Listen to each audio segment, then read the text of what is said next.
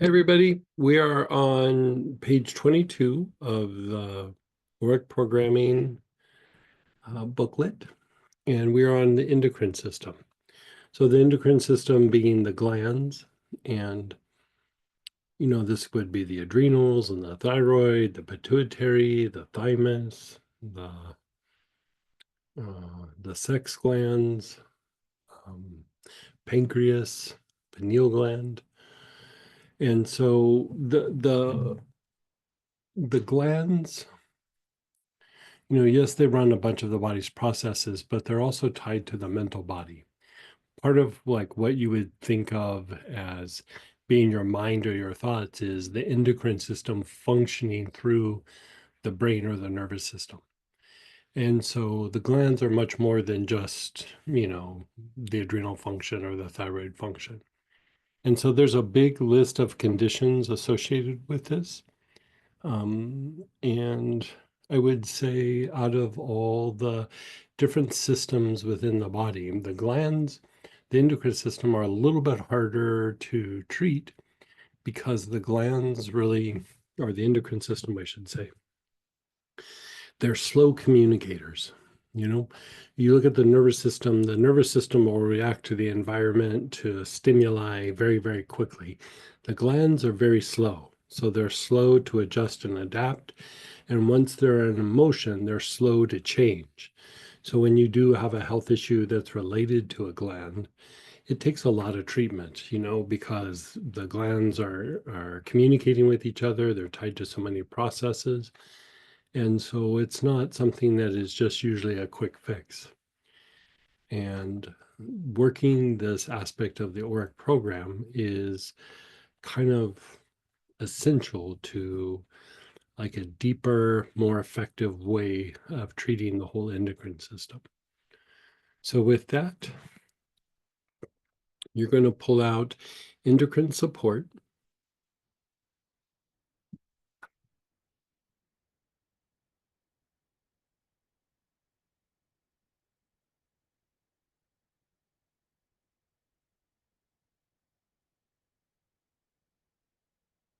And begin taking nice, long, slow, deep breaths. We're going to start with a standard approach, which is something that you would do daily, or integrate it with processes or protocols that you have in place.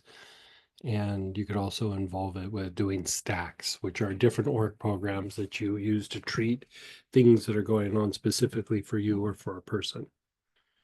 So your awareness is on the left side of the body, from the left side of your face, all the way down to the left outer ankle.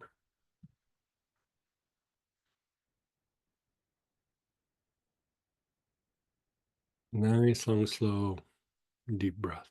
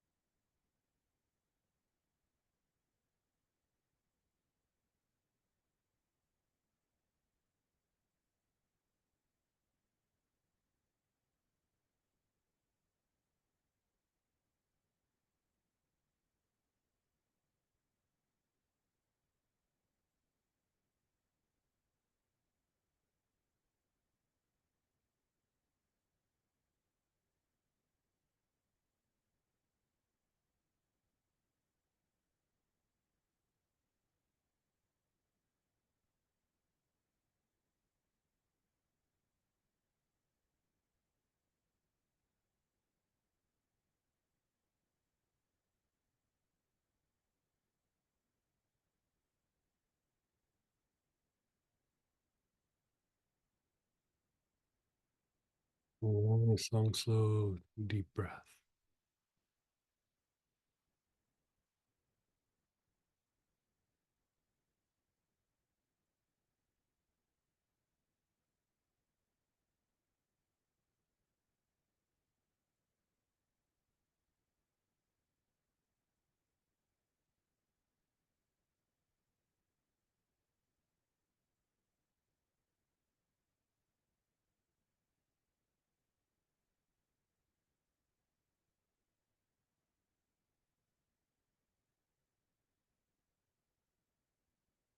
Now you're to the front side of your body, your face and throat, your chest, all the way down to the tops of your feet.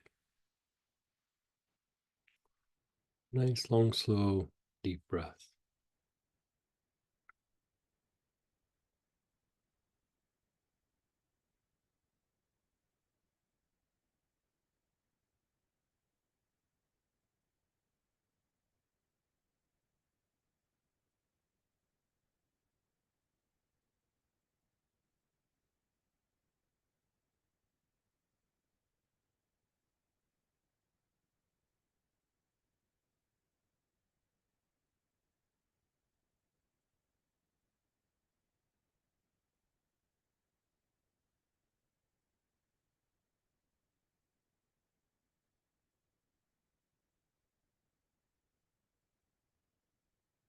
You're on the front side of the body. You're taking nice, long, slow, deep breaths.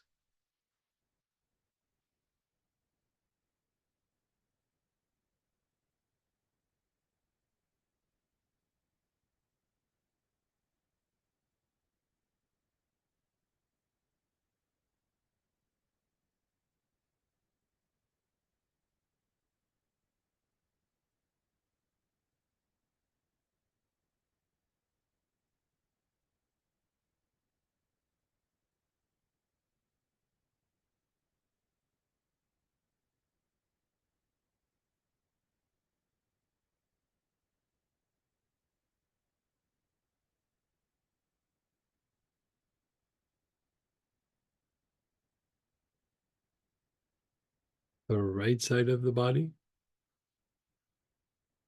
the whole right side of your face and neck, your right shoulder, your right ribs, your hip, all the way down to the right outer ankle.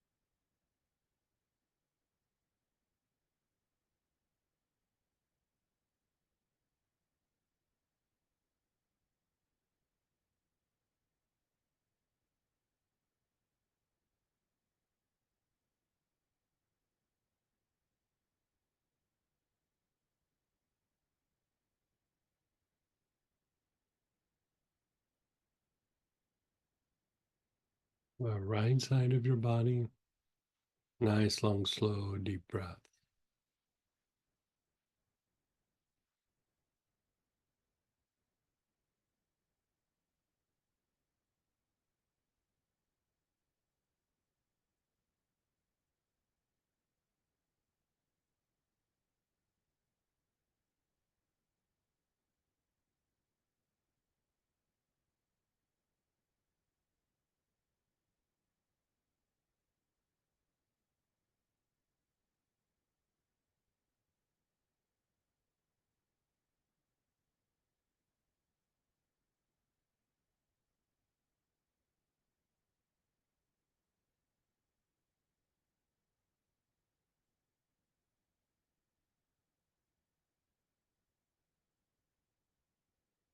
The back side of the body, the whole back side.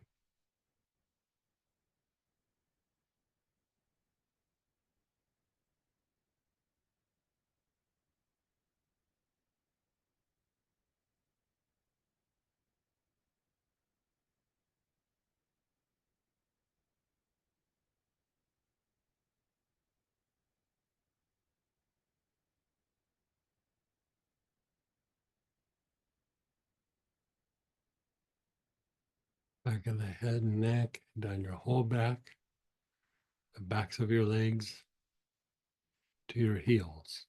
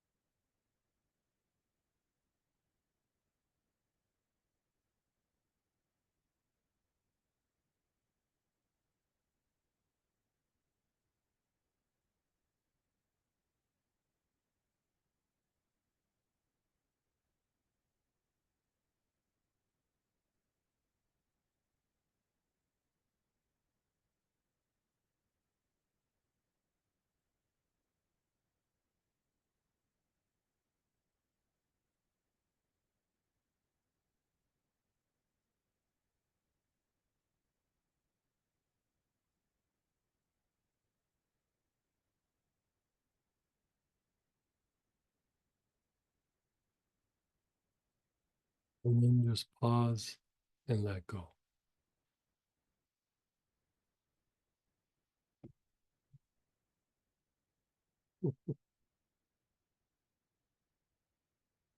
You relax.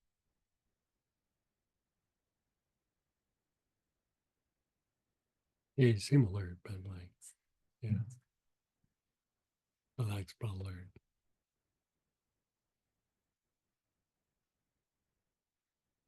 You're just pausing and letting go.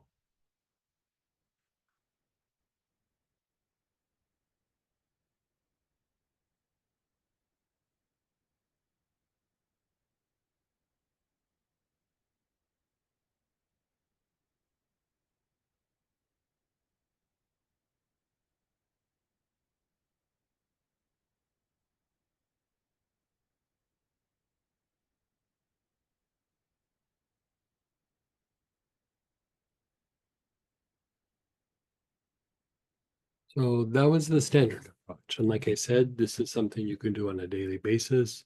You can integrate it with other processes or protocols, and you could do what you would call a stack, which is you take different Auric programs that are maybe specific to you or to a person you're working with, and then you do the stacks, like maybe 3, 4, even 5 different aspects of the aura. But now we're going to do the advanced approach. And this is something that you might only do once or twice a week. And this is a much deeper effect.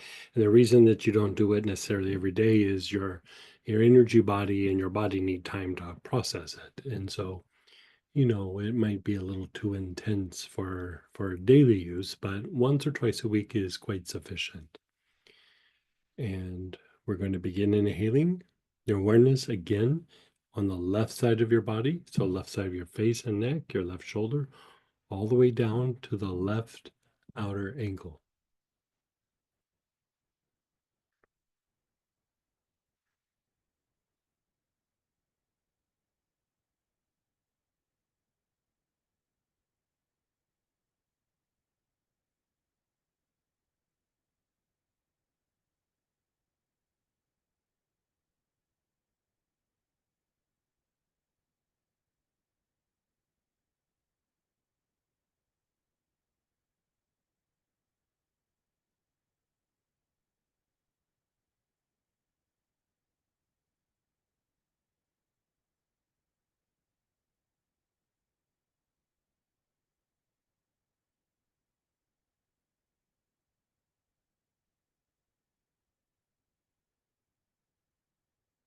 We're taking nice, long, slow, deep breaths.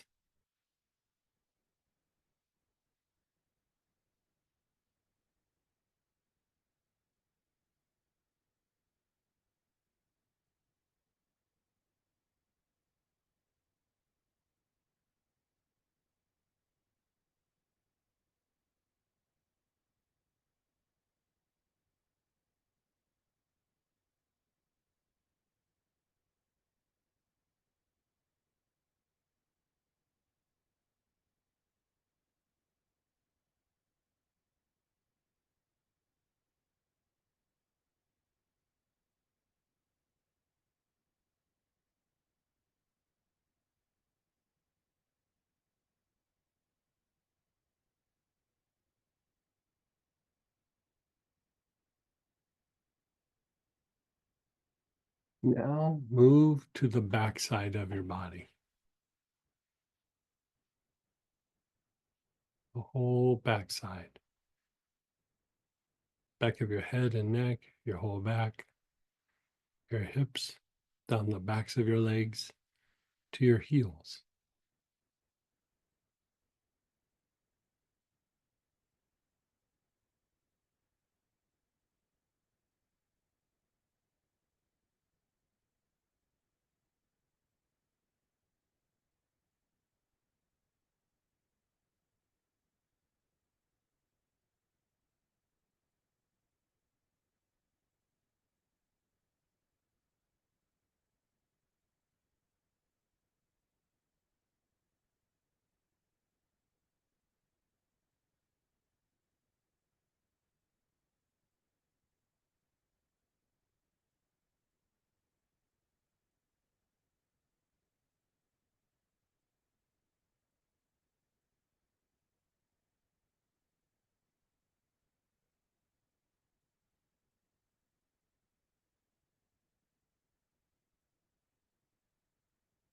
Your awareness is on the whole backside of your body, from the head down to your heels.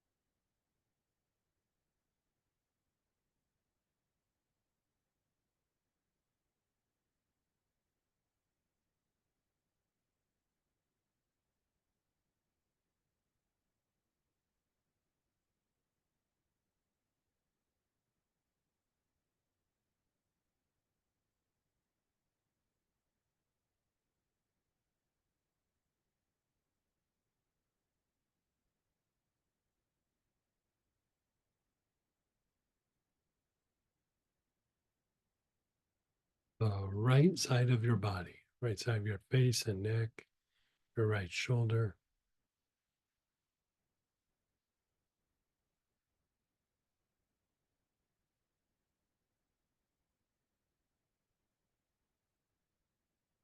all the way down to the right ankle, the right outer ankle.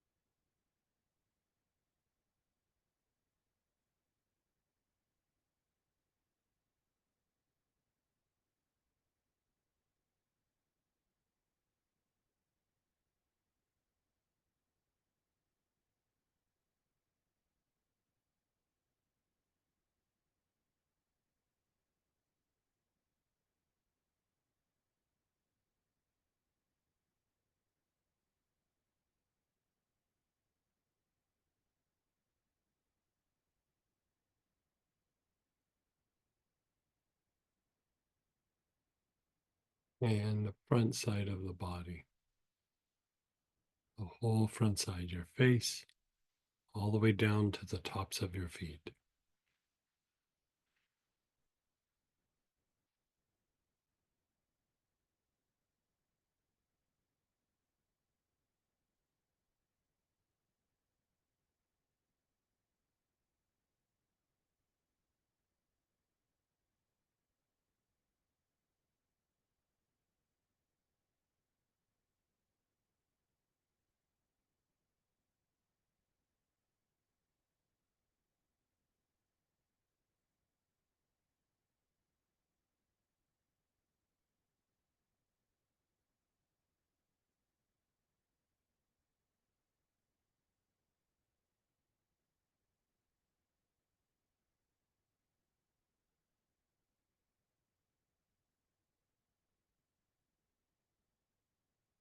Whole front side of your body, Nice, long, slow, deep breaths.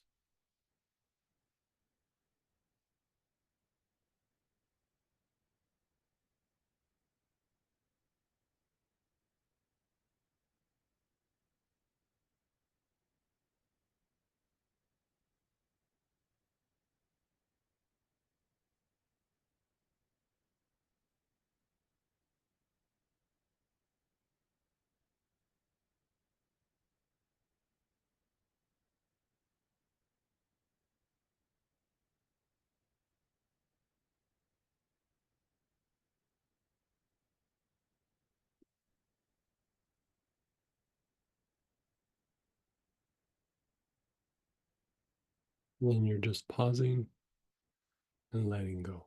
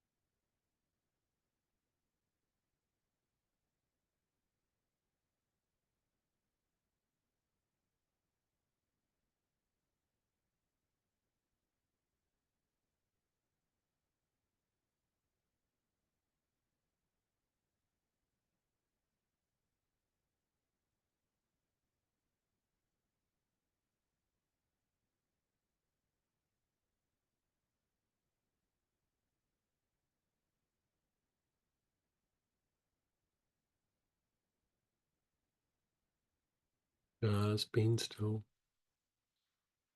You're beginning to inhale with your awareness on the knees, either the whole knee or at least the back of the knee. Nice, long, slow, deep breath.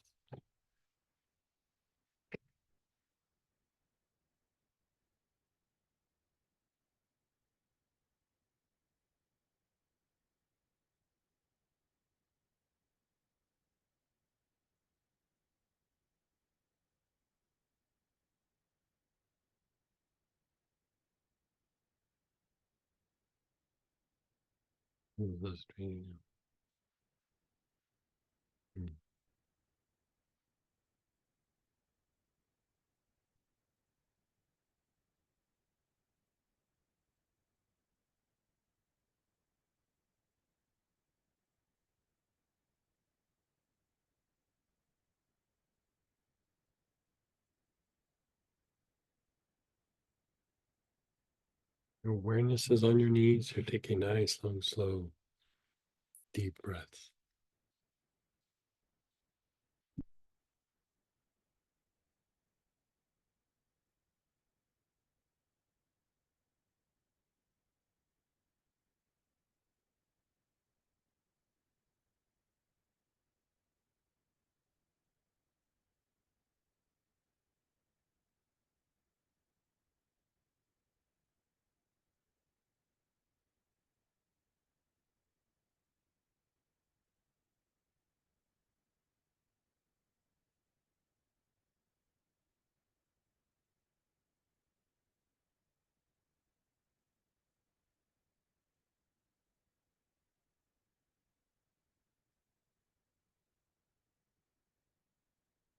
Move your awareness to the ankles.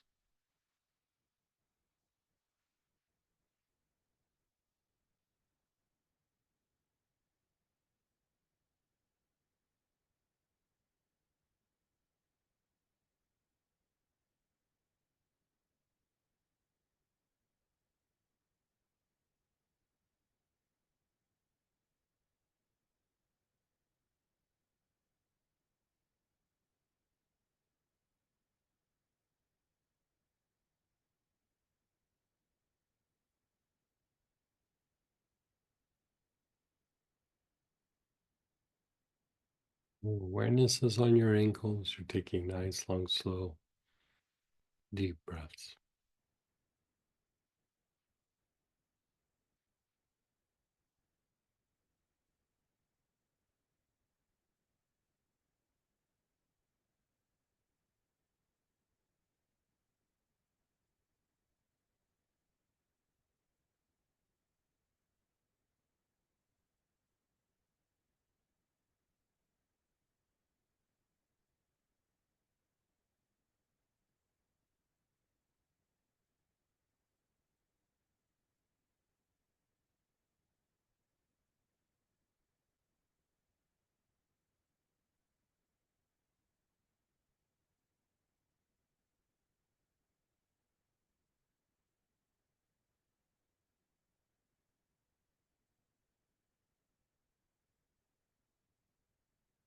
In the soles of your feet, the bottoms of your feet.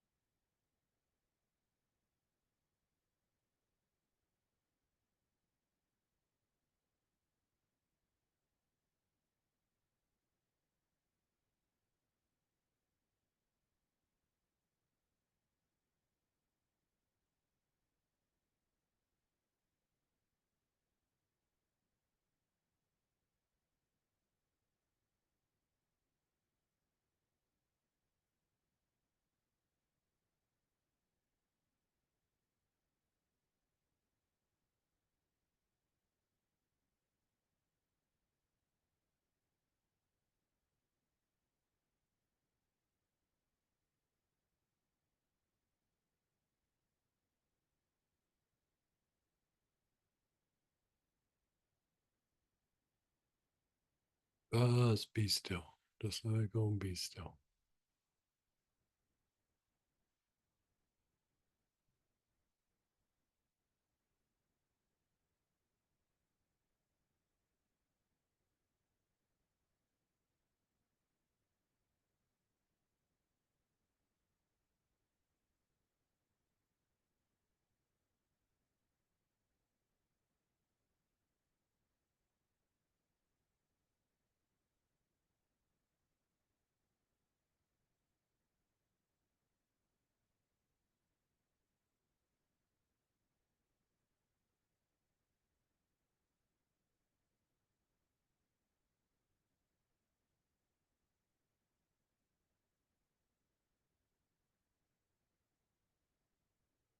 Now again, left side of the body, the whole left side of your face and neck, your left shoulder, all the way down to the left outer ankle.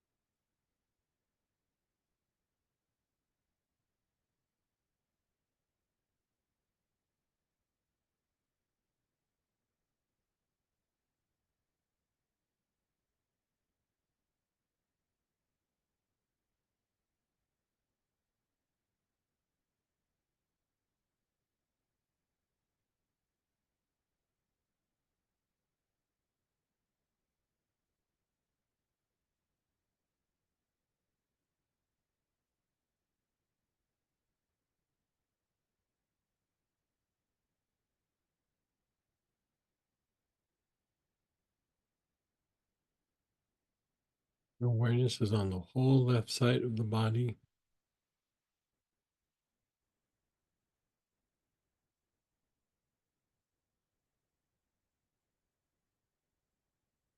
Move your awareness to the front side of the body.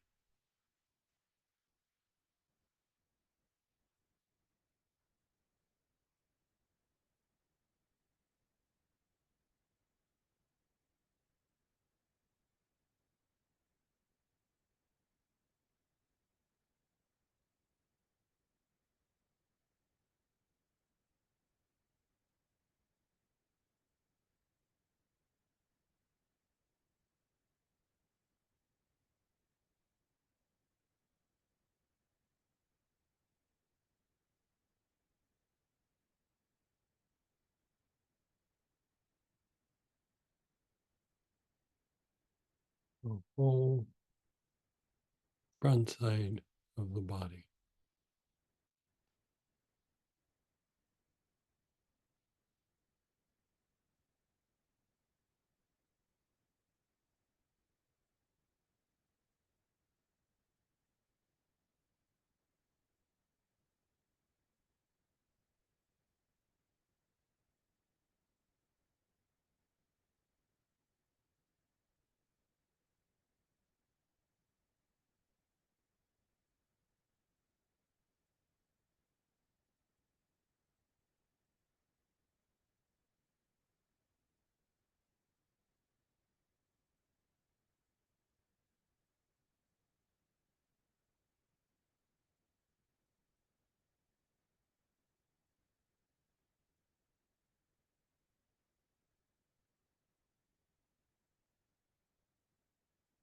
The right side of the body, the whole right side.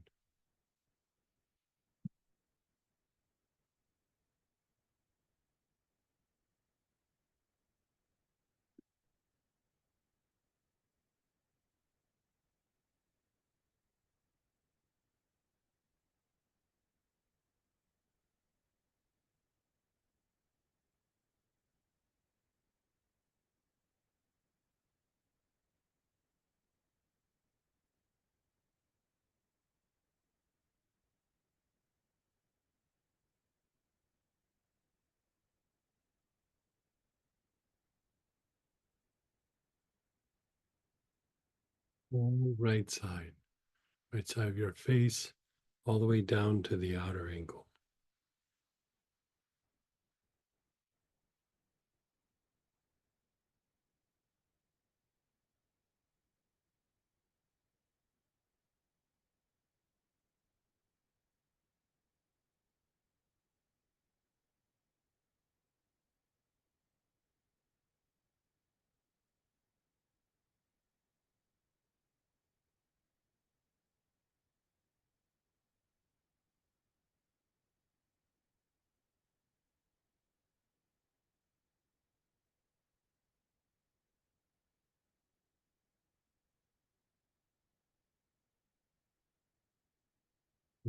Back side of the body.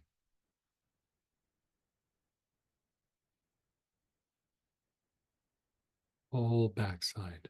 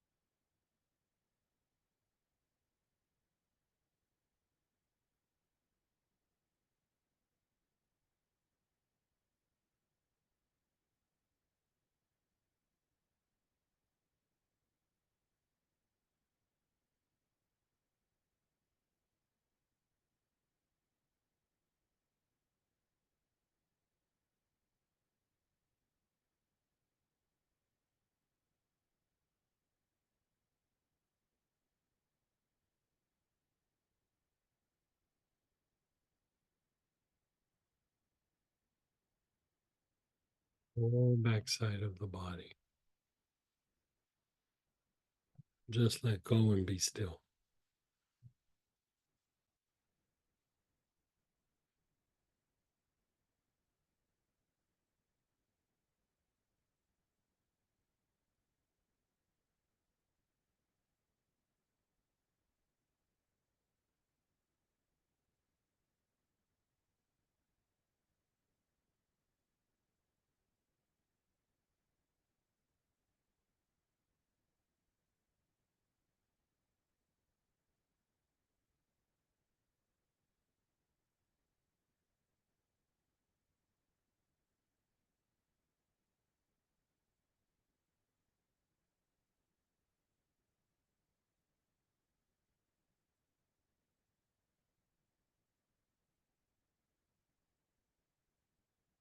Just be still.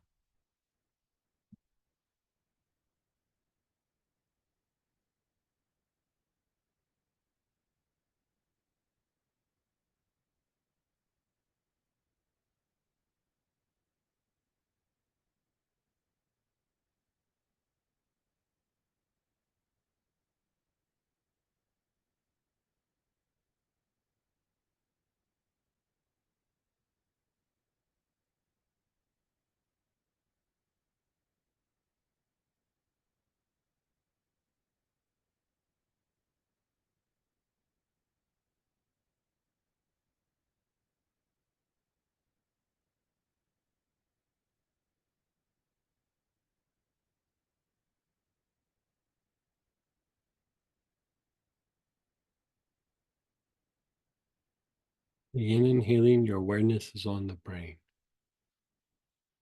You're taking nice, long, slow, deep breaths with your awareness on the brain.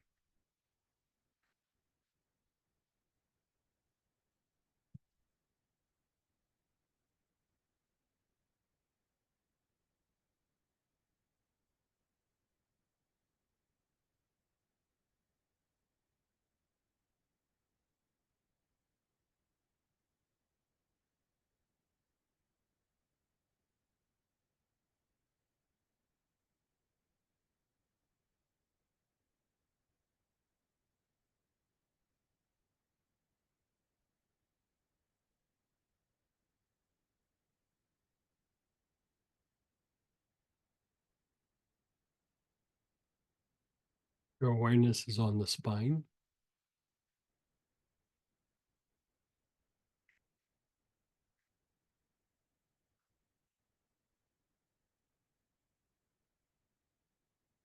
Nice, long, slow, deep breaths with your awareness on the spine.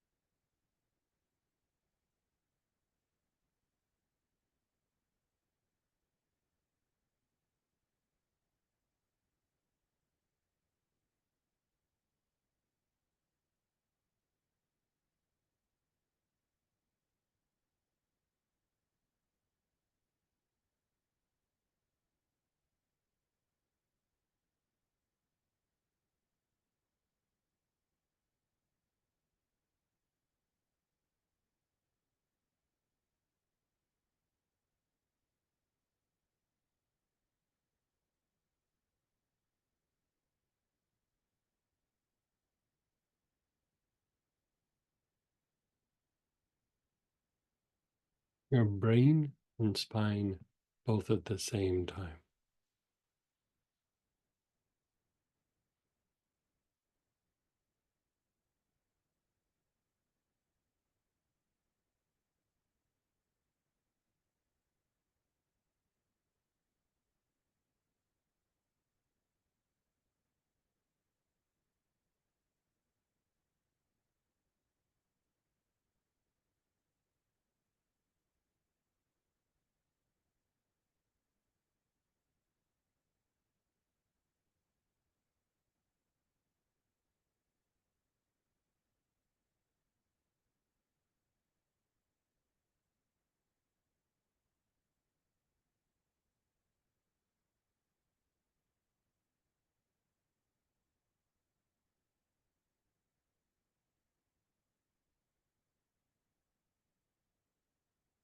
Brain and spine both at the same time.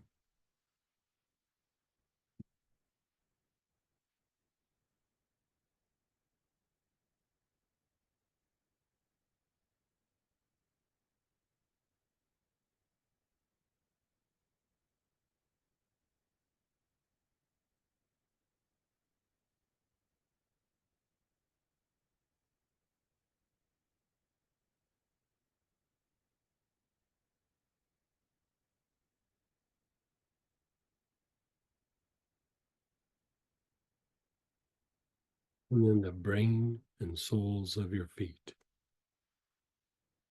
both at the same time.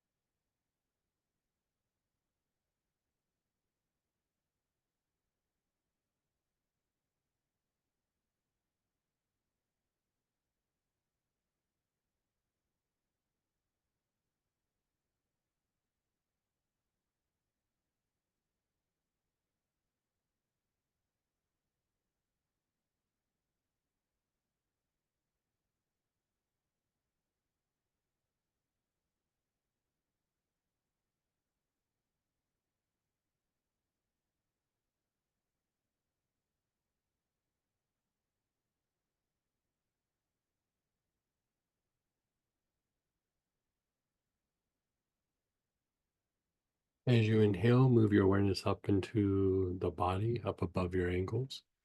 As you exhale, exhale down into the earth.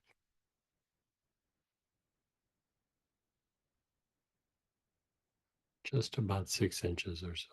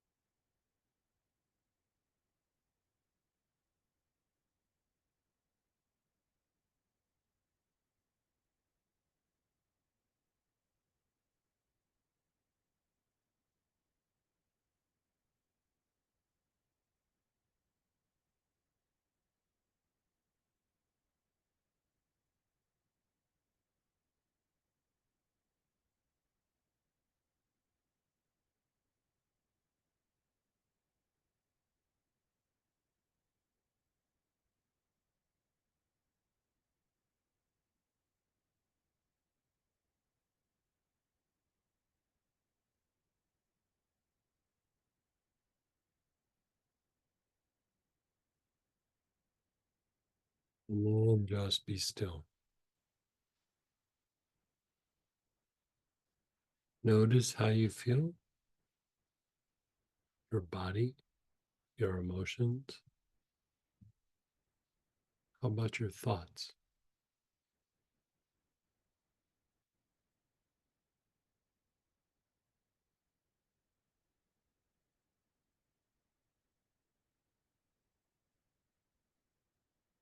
And for you, again, it's still relaxed but alert. Yeah. Yeah. It feels like things slowed down, but not in a bad way, just like Right. slow. Right. So let's go ahead and share experiences and ask questions. Um, Unmute yourself, type in, and let's process this. And then after we process the Auric programming, we'll jump into our normal Q&A. So a few minutes of the Auric program, and then we'll jump in. Yeah, so go ahead and type in the chat, raise your hand for any art program shares and questions. And then I'll cue you guys when it's regular cue. Go ahead, Denise. Hey, Denise. Hi. Oh, my body really needed this, Greg. It really just calmed things down so much. It was like drinking it in.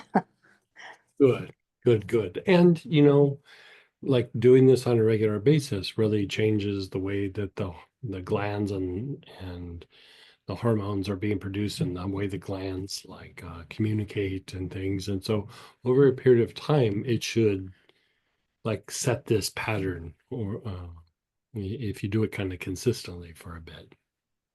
I can feel that. Well, my body really just, it's probably the calmest of any of them there's one other besides this one, but this one very much. It was like it needed it really badly. Yeah. And it'd be good as a body tonic, the endocrine. Yeah, it'd be good as a body tonic and see body tonic. Let me see what's in it. Oh, I'd love to know that. That's a great. Yes. Let's see.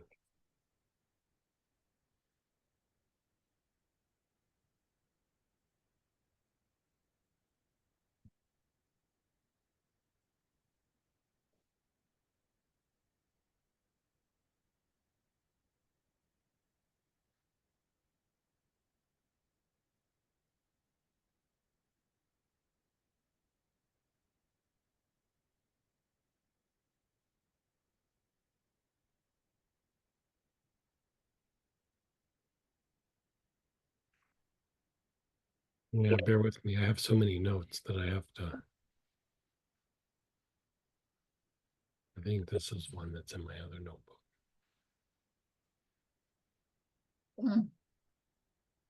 Someone has it. I can post it, Greg, but it seems like That's they're probably right. Endocrine support is lemon verbena, Right. bergamot, bergamot mint, and rose geranium. Oh, yeah. So this is one that you could actually even take internal if you'd like. Oh, wonderful. Oh, that would be really good. Yeah. Yeah, yeah. The thing with lemon verbena just by itself is it really helps to regulate the entire endocrine system.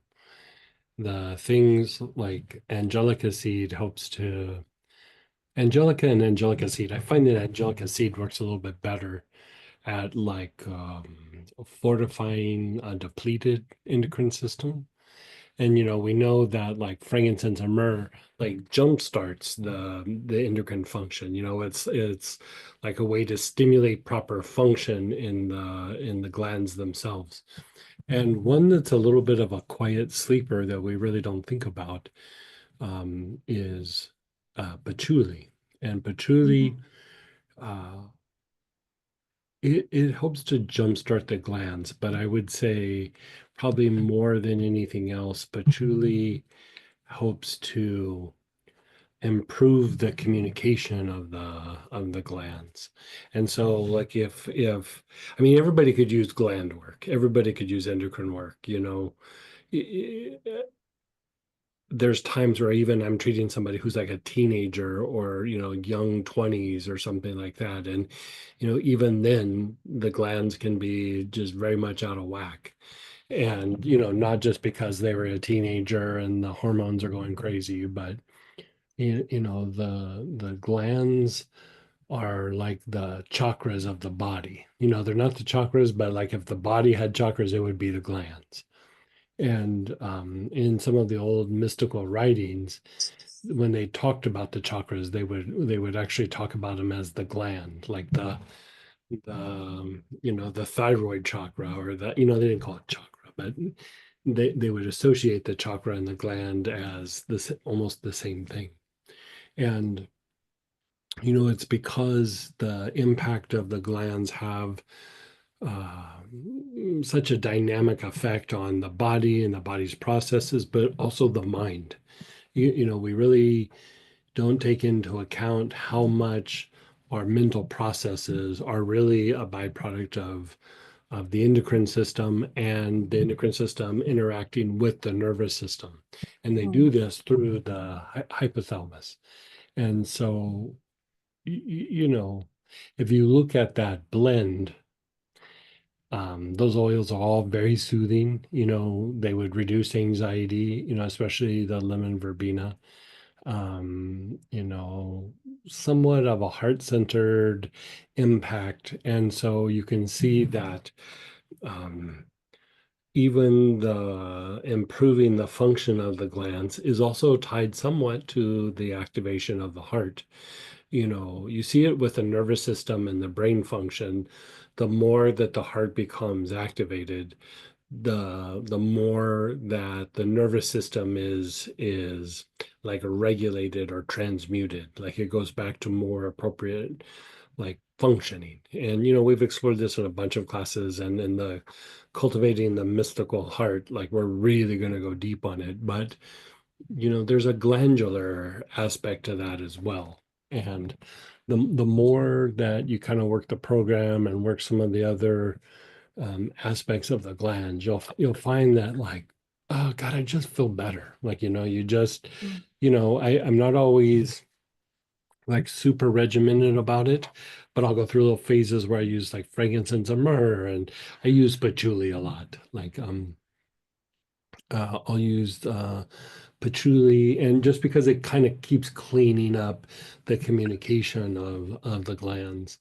And then every, I don't know, 6, 8 weeks, I'll do a week of the angelica seed, or something of that nature. And every time I do it, I was like, God, just like what you were saying, I feel so much better. Like, why wasn't I doing this? And the weird thing is, I wasn't aware that I was feeling bad. You, Yeah. you know what I mean? Like I was like, yeah, I feel fine. I feel good. And then I do it and I was like, oh, I feel so much better. Like it wasn't like I was trying to treat some, super abnormal thing or some symptom. I was just, I don't know if I just had the blahs, or I was like, you're doing okay, but maybe you're not thinking as clearly as you should, or, you're just not. You're not just having enough pep in your step as you get through the day. You know what I mean? Like there's just all the little things. And then life kind of, starts to bring on its wear and tear, and all of a sudden you just kind of have drifted from where you potentially could be. Mhm. Yeah. Okay, on the patchouli, would that be inhalation? Yeah, just inhalation. And Yeah. then angelica seed, how is best with that one? Best internal. Yeah.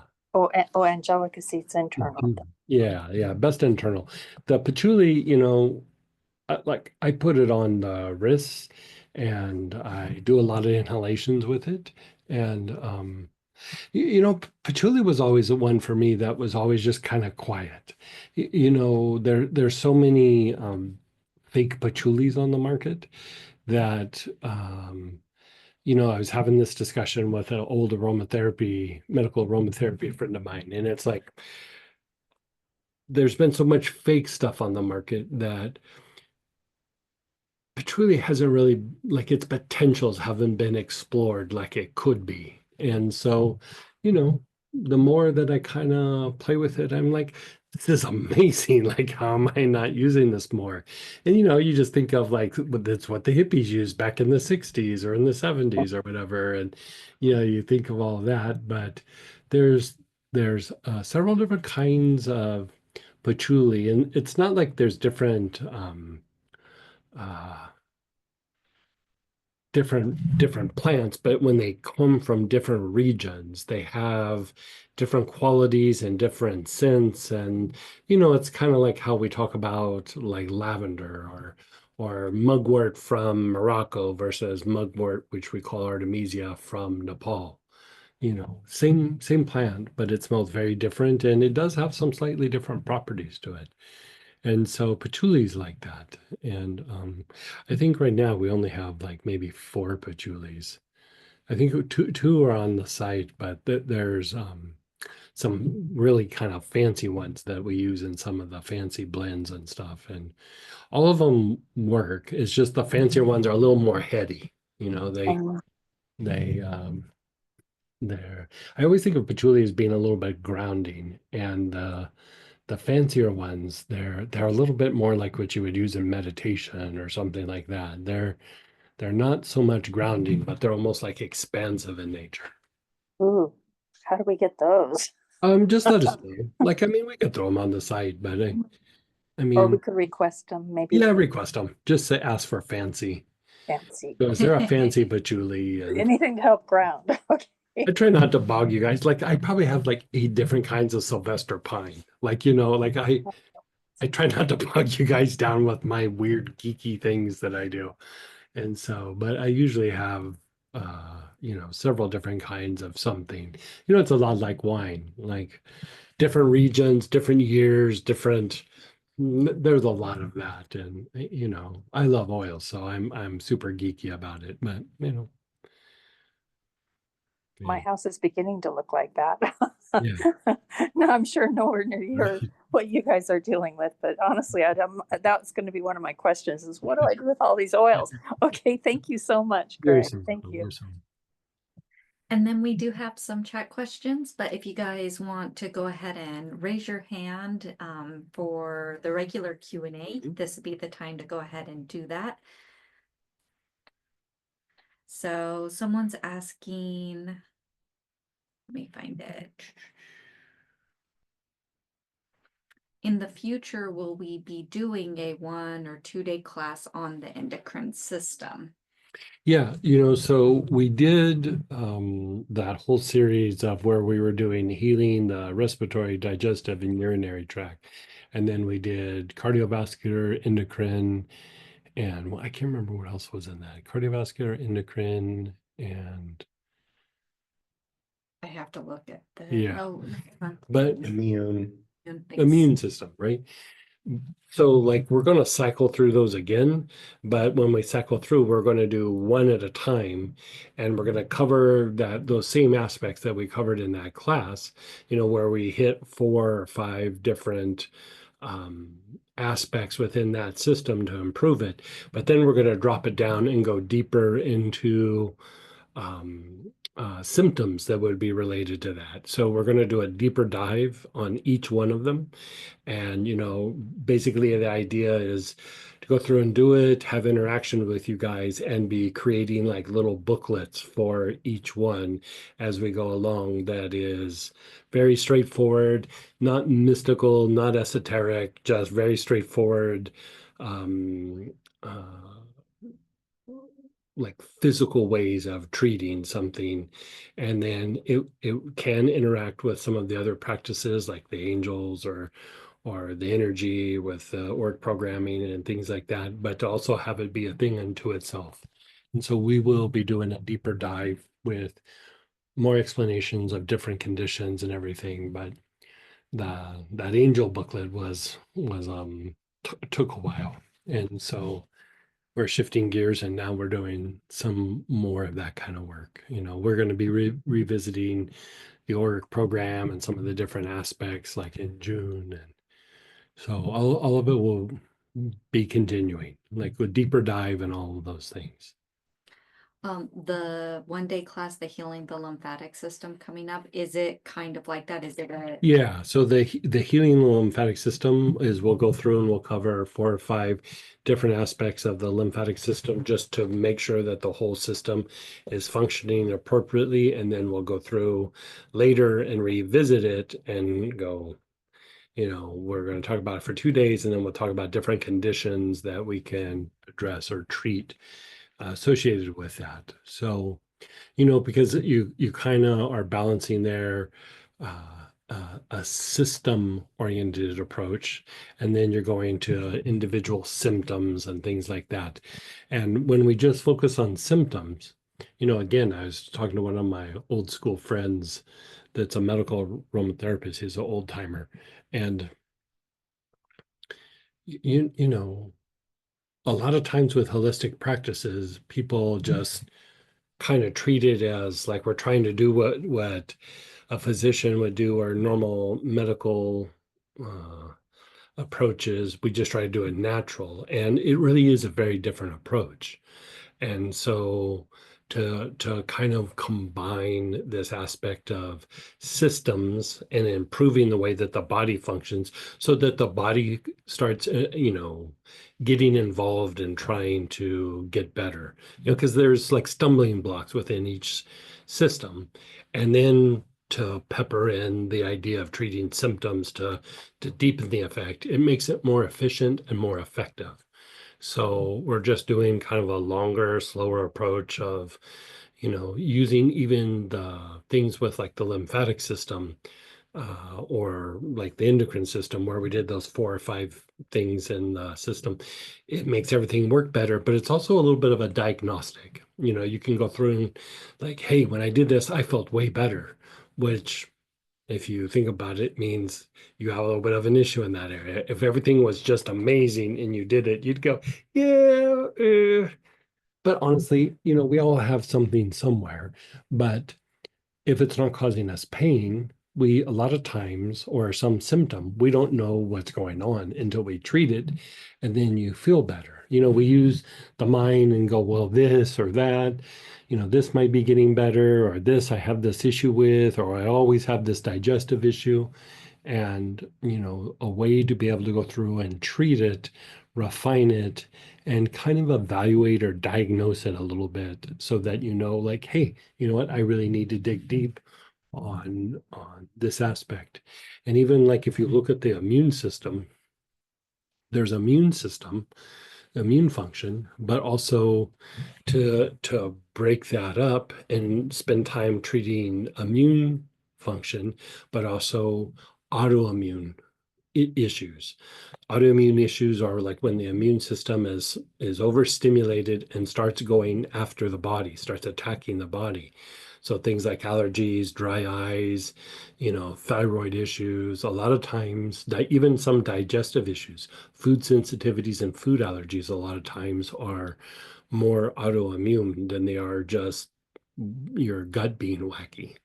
And so we'll keep going deeper and deeper in this so that you can kind of treat and evaluate as we go along. Would you put, oh no, that one's different. This was will the patchouli incense help the endocrine system? I mean, it would to a certain extent, You know, probably the incense more about like breaking down barriers.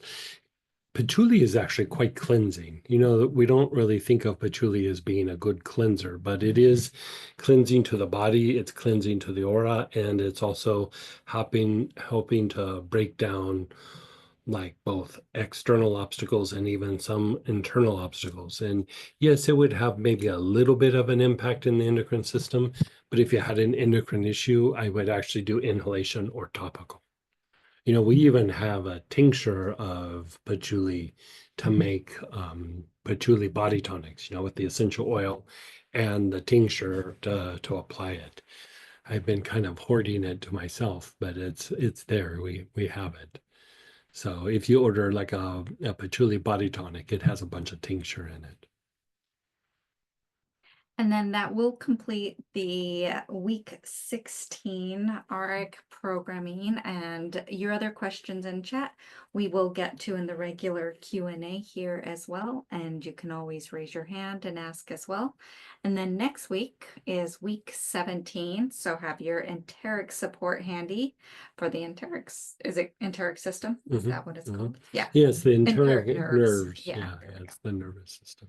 Yeah. And we're going to be revisiting the enteric nerves in mystical, cultivating the mystical heart, because when that set of nerves is agitated or imbalanced, part of it is it's how we process karmic imagery. And the other thing about the enteric nerves is it kind of dictates replication of viruses and the spreading of bacteria. And so, like, if that system's really out of whack, you don't think of it as being tied to immune function or things like that. But a lot of your immunity is in your gut. And so, if these nerves are out of whack, a lot more is happening than just I have an upset stomach. And so we'll be exploring that both in the Auric program next week and then in the Cultivating the Mystic Heart in a few weeks from now. So Awesome. And so with that, we'll go ahead and start our regular Q&A. Give me 1 second. I know, Letty, you can unmute yourself, but nobody else can, so give me 1 sec.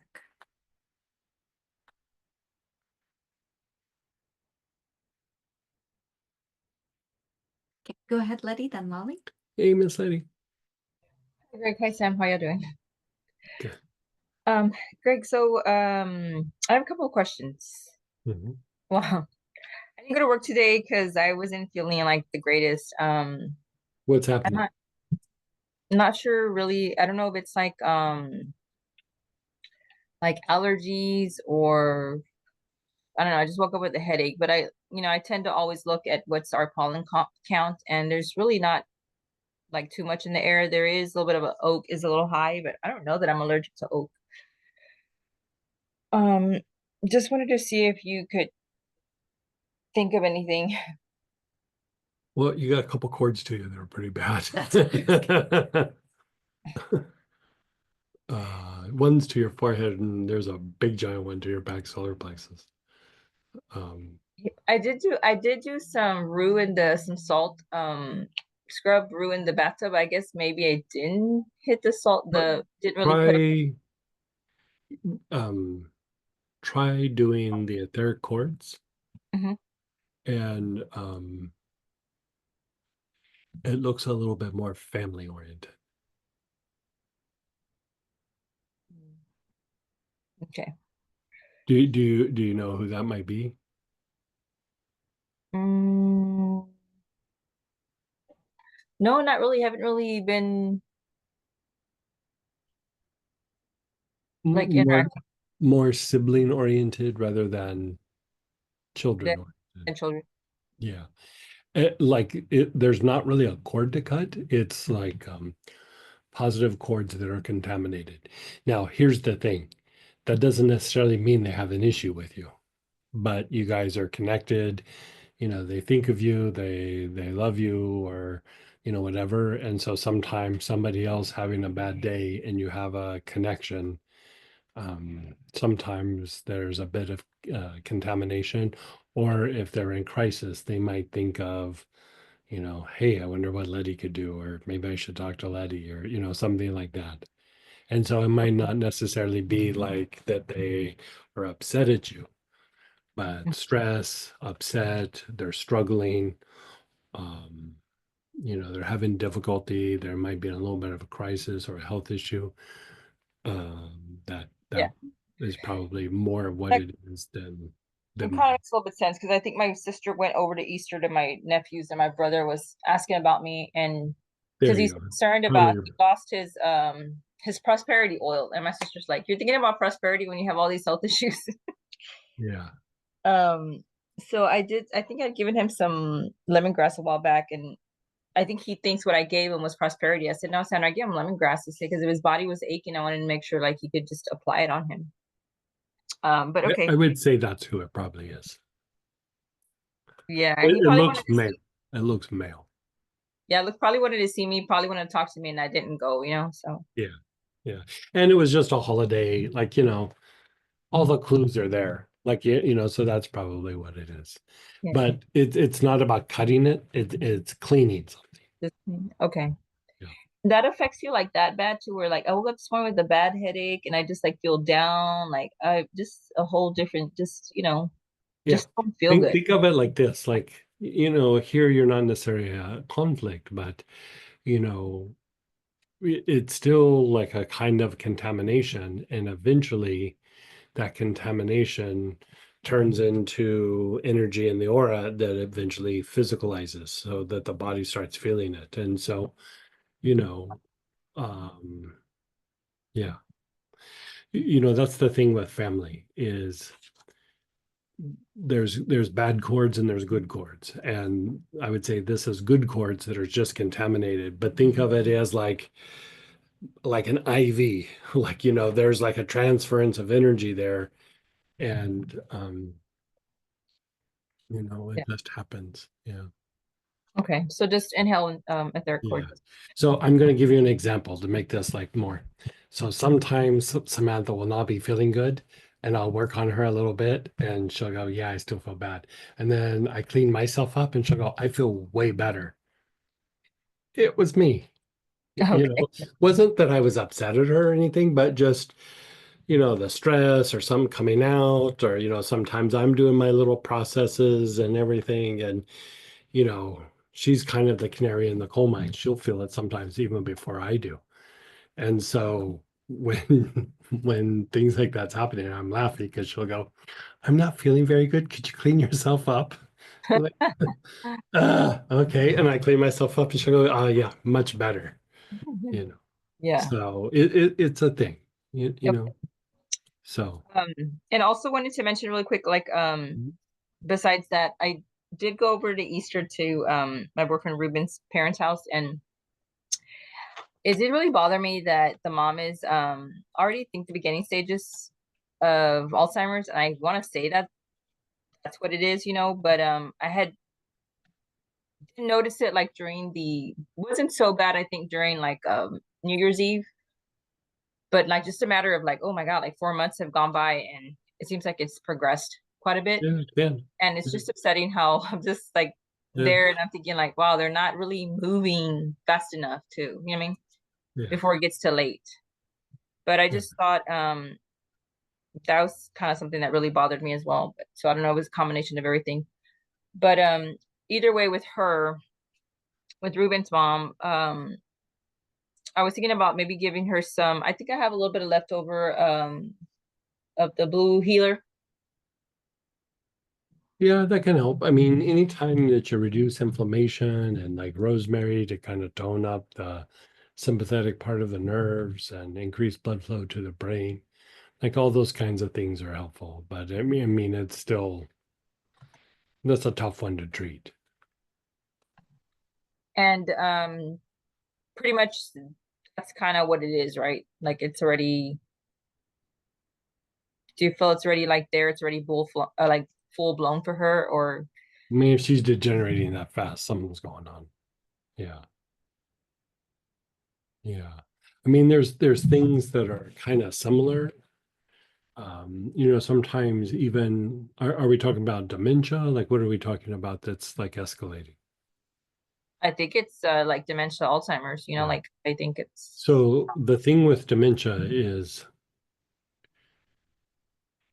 the more that there's inflammation in the body, sometimes the dementia will get worse and accelerate, but sometimes it can be a little transient, so it will be worse and then you reduce the inflammation and it gets a little better. And so, for it to really calm down, you would have to be really aggressive and she would have to be really involved in the treatment process. And I mean, maybe she would be, but, you know, just trying to reduce some inflammation on some level, some degree is a good way to approach that. But you can only do so much if it's just you making effort and they're not involved. And Mhm. it's hard to do like a fully intense kind of treatment protocol because I mean that's long-term treatment and they really have to be involved in that process. Yeah, and I know like they made an appointment for a neurologist to see her, et cetera, et cetera. But it's so hard nowadays to get uh they just kind of the doctors just kind of they just don't, it's not important to them, so you know what I mean, they don't move Yeah. quick enough No, to I get it. Yeah, I get get it. me. Yeah. Okay, so does another question was, does pH help with for that? Is there a pH? You would have to do a whole bunch, Okay. and it's long processes. And again, like if they're not super involved, it's kind of hard to do anything that has a lasting effect. Okay. Yeah. I mean, you can do it, but I mean, it would be a lot of hours out of your week. And I mean, if you're willing, like but I mean, you gotta figure it in with your schedule. And I mean, Yeah. it's not a quickie, Yeah, no, I don't not a probably quickie at all. Yeah. have the time really. Yeah. Yeah. Okay, so but either way, like give her like blue healer, rosemary, that Yeah. alone kind of just help her a little bit, Yeah. right? Yeah. Yeah. Definitely helps, you know. Okay. Yeah.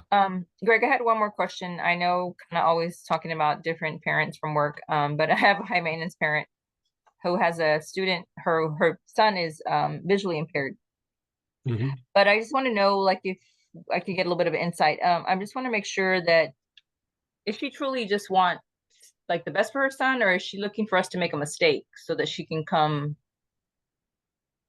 and try to sue the district?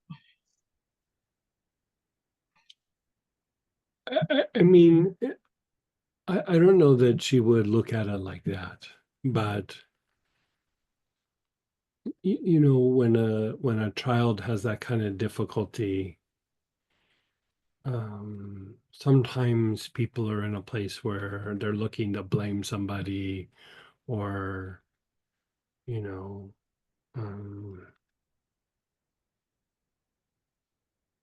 it's just kind of like how you were saying about the Alzheimer's thing, that sometimes, people maybe don't care enough or whatever, and they think people should care way more than what the system or what the school district or something can do. And so, I mean, I just keep everything as um, organized as possible, keep everything documented. And, I don't know that I would say that she's looking for you to make a mistake so she can sue, but, you know, yes, she would want the best for her kid, but also I would say there's a bit of quick to blame in there. Yeah. Okay. Yeah. And we've had we still haven't finished his meeting, right? We've done already 2 sessions, 2 like 4-hour sessions, and we have 1 more to go. Hopefully we'll Mhm. be done. He's a sophomore, so I'm like thinking, holy Lord, I have 2 more years of this to go. Sometimes we have those Mhm. kids that we're just like, can't wait till they graduate. Right. But if I have an opportunity to, because the thing about it is we have the meetings in a different part of the building, different part of the campus. Mhm. If I have an opportunity to go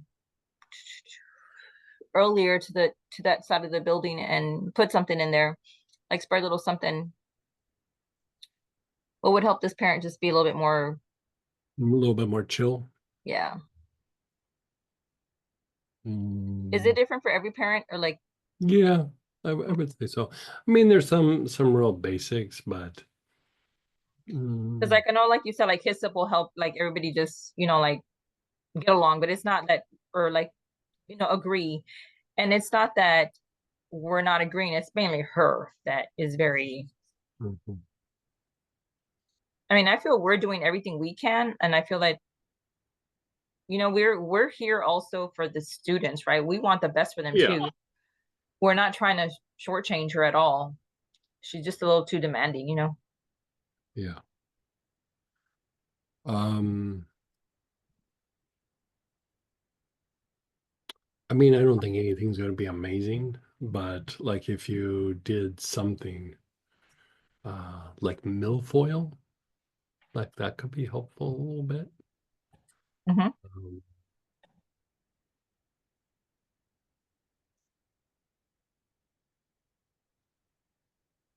let me look some up real quick. Even like evergreens, like fir balsam, Douglas fir, something like that. Spruce, like red spruce or white spruce, Sitka, do something like that. So I'm just typing these in. Sitka. Yeah, just think firs and spruces. Okay. Yeah. Yeah.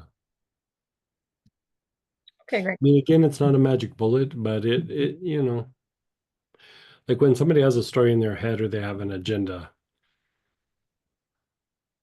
and Mhm. you can try keeping them calm, but at some point it's gonna rear its ugly head. Okay. You know what I mean? Like Mhm. yeah.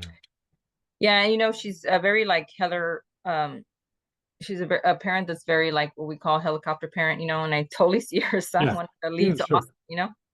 Yeah. Like he mentions wanting to go to I mean, it Austin, like makes for sense. college. Like you're dealing with special needs, here it's eyesight issues. And so, micromanaging is, I think, common. Yeah. Yeah. Like we accidentally last year, and it wasn't me, they put the word tutoring in the goal. And because we put the word tutoring, she wants compensation, right? So compensatory services would be like, okay, well, we owe you tutoring. Let's do tutoring now, right? From like whenever we start till next Mhm. year, we're gonna figure out like how many hours we owe him. But it's like she's not even asking him, like, do you want tutoring? Because he's technically not failing. He's not behind. Like, it's just because we owe them, we owe him. Like, it's Right. just kind of one of those silly things. Like, Right.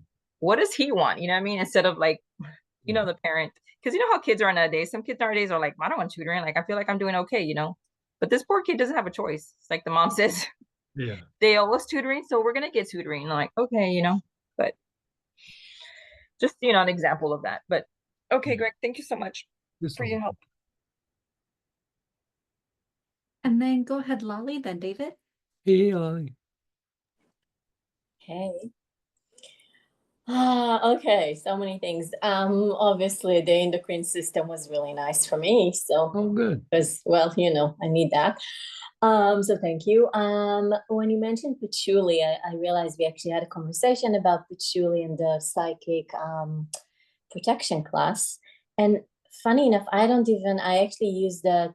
I did a little bit on my wrists a couple of nights ago, and I felt really nice afterwards. And I didn't Yeah, even it's very nice. yeah, I didn't even It's make one of the those ones connection. where you just forget about it and then you use it and you're like, oh yeah, this is quite nice. Yeah. And then the one that we got on that kit, because actually that's the only patchouli I have, so it's the dark patchouli. So basically the regular patchouli and the dark patchouli would do the same thing if Mhm. we're talking about like the endocrine system. Mhm. Okay. Yeah. Okay. And then specifically for me, because I am doing frankincense and myrrh, I'm doing like the Mhm. three wise men, I'm doing angelica. would the patchouli be helpful to help with all the Yeah, endocrine I stuff? mean, you don't have to be doing them all at once. You could kind of rotate it through them a little bit. Mm-hmm. You know, a lot of times when I'm doing things on the endocrine system, either for you know, a client or for myself, you know, we kind of rotate them around unless there's a really severe issue.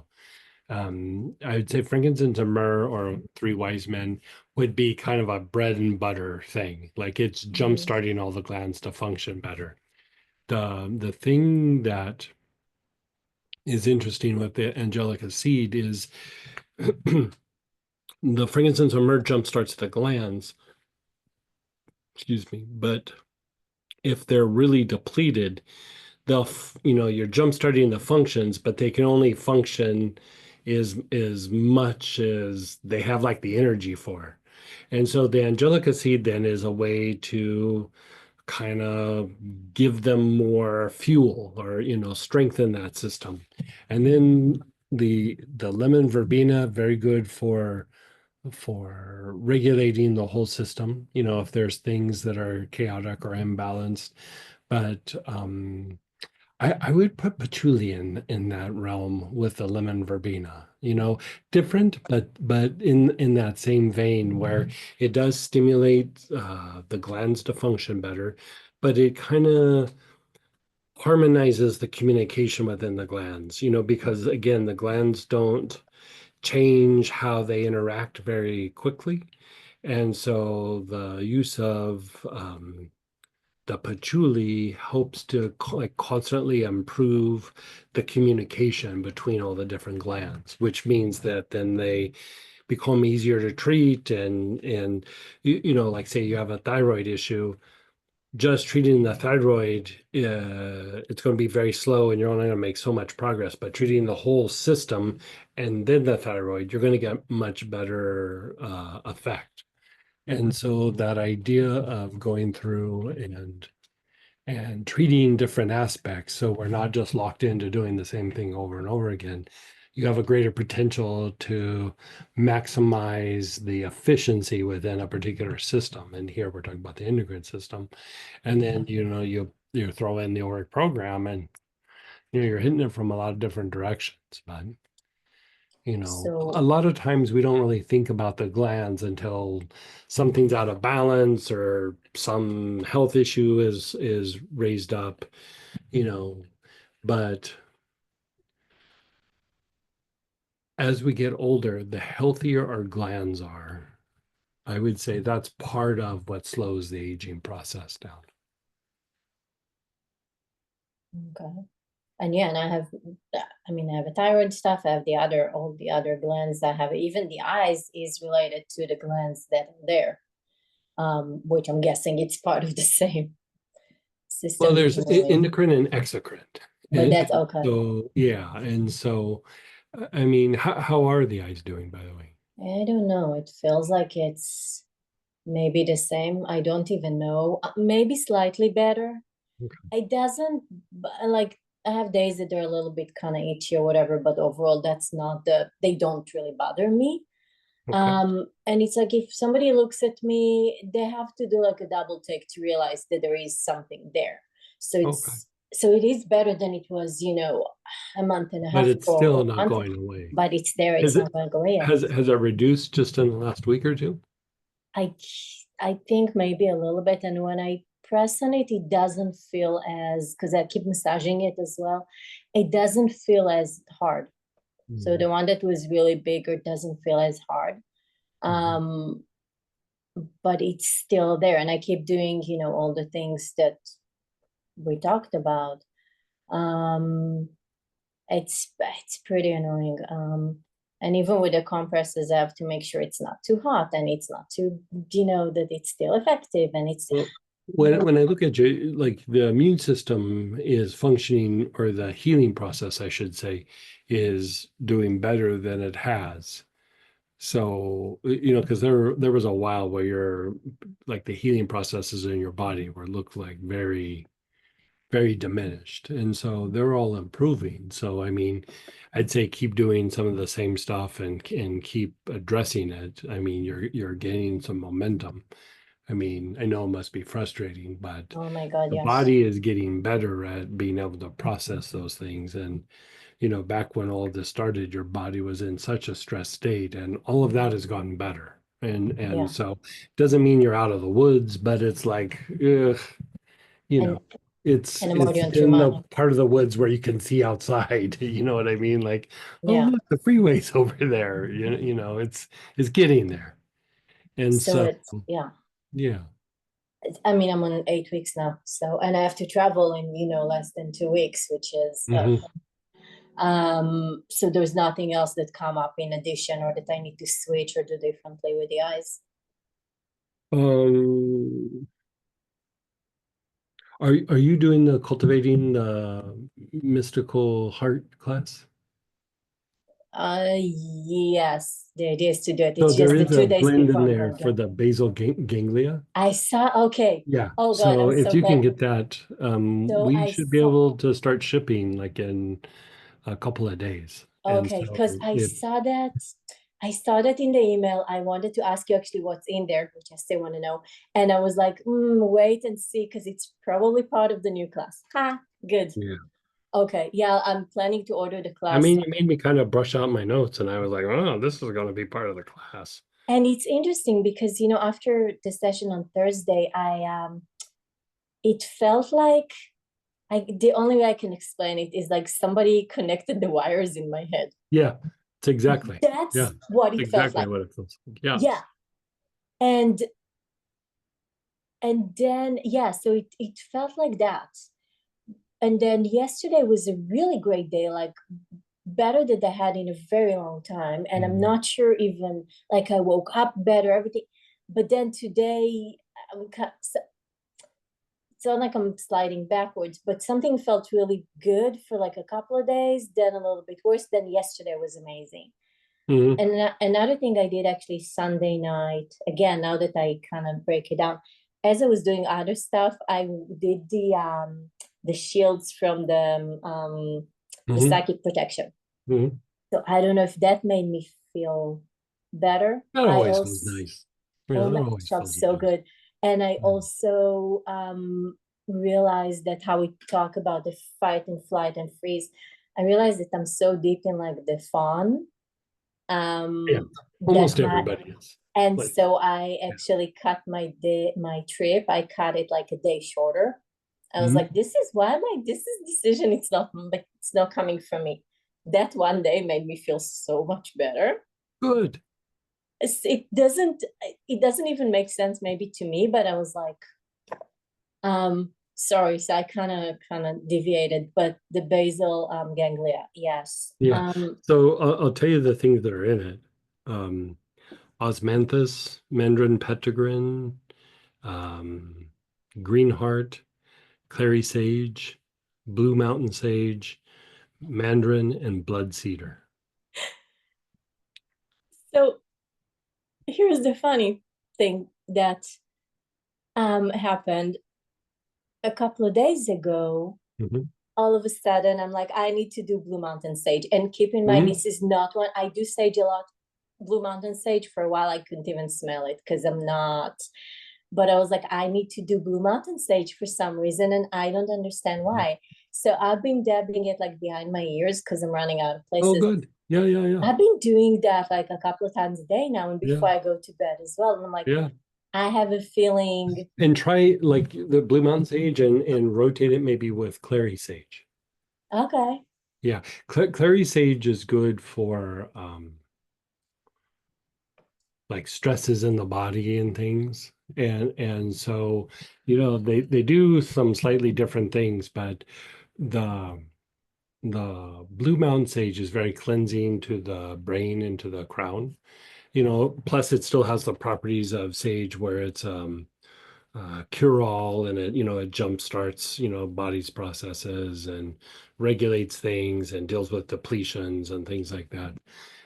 But the clary sage is a little bit more specific to some of the stress mechanisms, but it is very supportive of uh, like stresses in the body, the basal ganglia itself, And then, you know, I don't talk about some of these other aspects. I mean, I do, but I use different verbiage, you know, and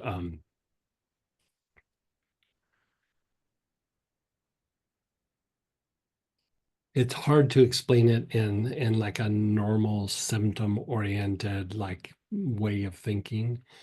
But you know how I'm always like intuition, intuition, intuition, you know, clairvoyance, intuition, and then, you know, and then we set it aside, and then, you know, there's other aspects of um like the lower emotion, homeostatic emotion. So that could be stress, that could be, you know, anger, frustration, you know, all the things, you know, all the lower emotions. And, you know, we kind of talk about them independently, but at some point there's this aspect of the intuitive part of the mind, which is learning, healing, problem solving, innovating, you know, all those things. How well that functions is dependent on how much excess homeostatic emotion is in the body, which is also means in the brain. And the idea of going through and not just dealing with the homeostatic emotion, but now going homeostatic emotion, but in the intuitive process. How much is it impacting the intuitive process? And that will dictate like rate of healing. It will dictate how well you can learn. It you know, it dictates like kind of a lot of things. Like it's a kind of obstacle in the intuitive mind. And so, you know, we really don't talk about it. There's no term for it in like normal everyday, you know, symptoms and systems, and you know, because it's this rhythm and this dynamic between the physical body and the emotional body, and it's really a kind of a connection between the heart and the brain. And the for me, like in the old like my notes are in like the old school way of looking at it, and it's tied to aspects of Mercury. And so, you know, there's all these different aspects, not how like you would think about it astrologically, but there's, you know, how like we went through and we did healing of the cardiovascular system and healing of the nervous system and healing of the skin and all of that. The planets have those aspects, and it's really about the dynamic between the physical, emotional, mental body. And there's an aspect of Mercury. It's just the best way to understand it is the dynamic of homeostatic emotion and intuition, like how they like basically affect each other. And I would say it's not even like so much like how they affect each other, but in a sense, they're just different parts of a spectrum, you know, like the intuitive mind and the intuition and the homeostatic emotion. It's just, you could say, like lower intuition. Like, you know, you're not able to like really expand the intuitive mind somewhat. And so part of what we're talking about here is unwinding some of that aspect of Mercury to, you know, because if you look at like the old school things, like if you look at the old alchemists and the old healers from a long time ago, they'd go, Mercury's an issue for this person, or Jupiter's an issue for this person. But we look at it through our eyes now, like what astrology means now, and what they were talking about was something very, very, very different. I mean, there was processes in the body that were tied to these planetary energies. And so, you know,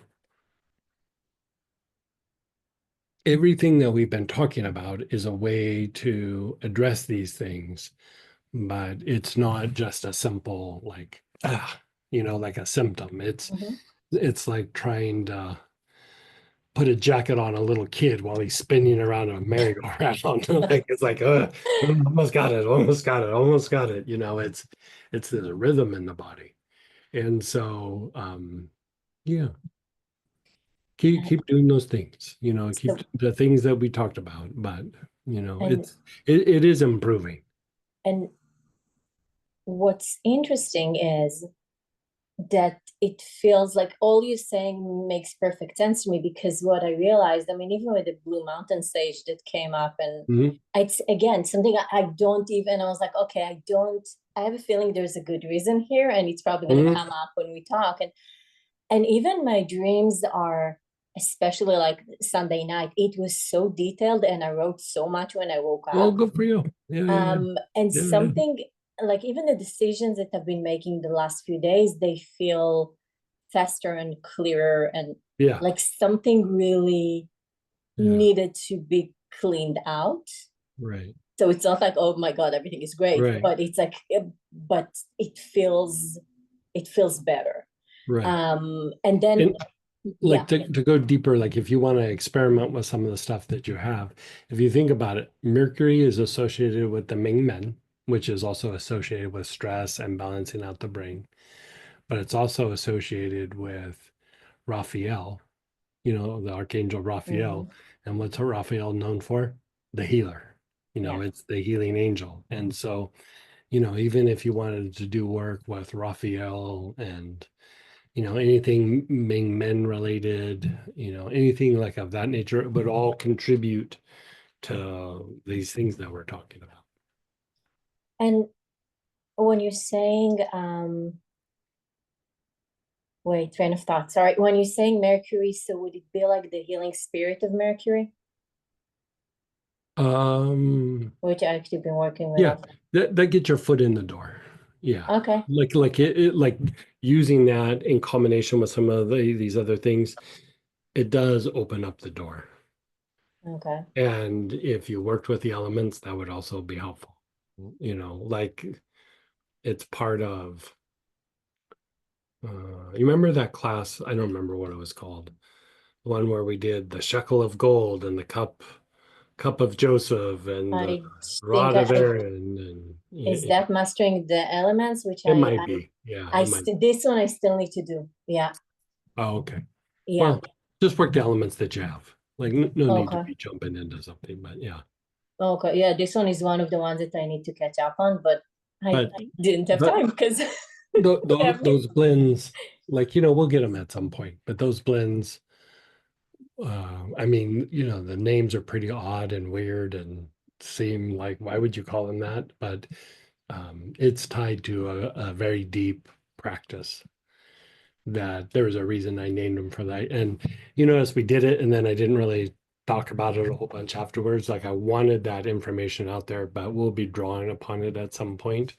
Mhm. But it highly intensifies some of the other things that we do. Okay. Like highly intensifies it. Okay. So yeah, that's definitely on my to-do list the next time that Yeah. as soon as I have like some time to, yeah. Yeah.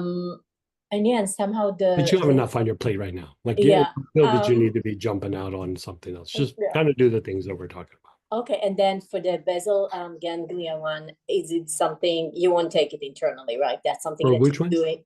The basal ganglia. Oh no, you would inhale it. Trying to remember what the pattern is. The pattern is the spine, and then the basic chakra, the sex chakra, then the navel, then the brain, and then the front heart and back heart. And then, and in the meantime, work with the two stages. When I work like with the Blue Mountain, is that like a good option really to use it? What, just inhalations and then my wrist or somewhere on my body? You could use that same pattern. Oh, okay. Yeah. That pattern's for doing things in the brain, Okay. like deeper work in the brain. Mm-hmm. And yeah, and again, it felt like something really shifted Yeah. after. Yeah, it was like, wait, what just?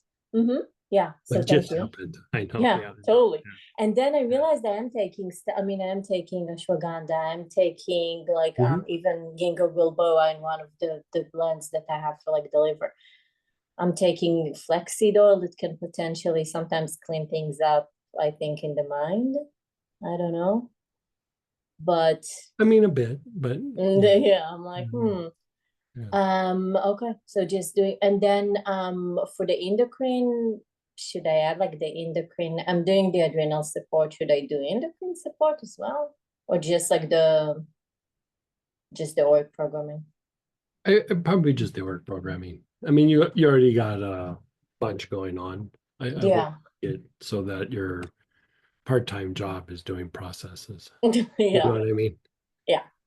I Which again, mean, I'm trust me, like, I've been there. I've done, that used to be how I used to, how we do oils all weekend. That's how I used to do it just by myself. mhm. So, but most people don't need to be doing that. Yeah. So then even wait with adding other stuff, like even the patchouli, if it's there to just kind of, Yeah, if you have it, like okay. I Yeah. wouldn't put a bunch of effort out to. But Yeah. like if you have it, I mean, you got a lot going on already, but it Yeah. good in the mix. And the idea is to really do the class, which is like exactly 2 days before I'm like Right. day before I'm leaving. Yeah. And We're then going yeah, deep on the nervous system in that class. Deep yeah. on the nervous system and how it impacts the heart and how it impacts the heart, like how the nervous system transmutes the conditioning, the transgressions of the past, whatever it might be, and even some of the karmic issues is the heart. Like the heart is what kind of cleans up the nervous system. And the thing with like how we're talking about like the lower emotions and mm, like how it impacts intuition and some of our mental faculties, it's because there's not enough of a connection between the heart and the brain, especially that part of the brain. And so it's like when the lower drives are so strong, it really almost like prevents that. It prevents that connection between the heart and the brain. And um, the more that we unwind, it's kind of like almost doing it in reverse. We kind of unwind the different parts of the nervous system. It keeps making the heart like bigger and able to like kind of clean things up to a much greater degree. You know how like always kind of make that weird comment or that joke about the heart's an amazing janitor. Mm-hmm. Let's just say like this class is about the supersized mop bucket and the big turbocharged mop. You know what I mean? And yeah. It's And, about cleaning things up, like and I big. guess and it's a good thing to do just before traveling and Sure. filling up all the like that, Yeah. just clean all the dirt from before. Yeah. Yeah. I mean, yeah, I do it when I travel. Like, I would say some of them actually even make some of the aspects make even the traveling like go easier. Like I find, Mm-hmm. Yeah. and even getting therapy done or some sort of adjustment or something. Some of them make those treatments go better. Like, I mean, I work quite a bit of them a lot. Mm-hmm. you know. Okay. Yes, I'm excited about that. But Yeah. yeah, so thank you so much. It's really been, now I break things down a little bit more, but I stated that I feel that there is a shift. Mhm. Like it's really amazing to really look at that and see Oh, how good. things kind of, Yeah. yeah. So, okay. Thank you so much. You're so welcome. And then go ahead, David, and then we have some Hey, chat Dave. questions. Hi, Greg. So I wanted to talk to you about a couple of things. Sure. My knees have been hurting nonstop for quite a while. And if I remember, like they kind of bother you from time to time, yeah? They bother me at night, almost every night. I put heat on them. I've tried the therapy. And is it the front, the sides, the back, or like deep inside? it's like deep inside the front socket. And I tried your arthritis lotion, I forgot what it's called, a long time ago when we started, and that didn't do anything. So I wanted to check with you if there's Does it ever feel like when you're walking or doing stairs that your knee is going to buckle? only the last, not this month, but a couple months ago, it did it for a little while, and then Okay. it was stronger So again. I would say like it's there's a thing called God, what's it called? Medial. Oh God, medial. I gotta look it up now, and we'll show you a picture. Uh,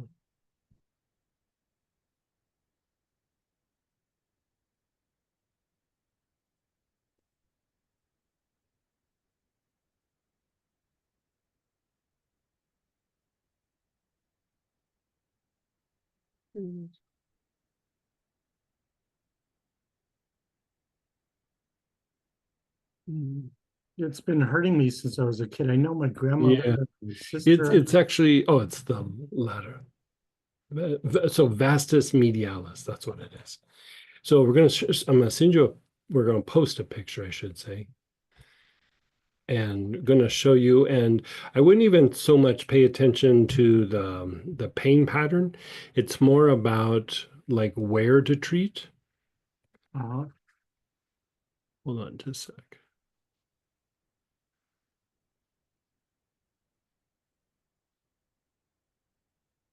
And then I'm gonna get back on that spot as well. Okay, so she's gonna post a picture for you.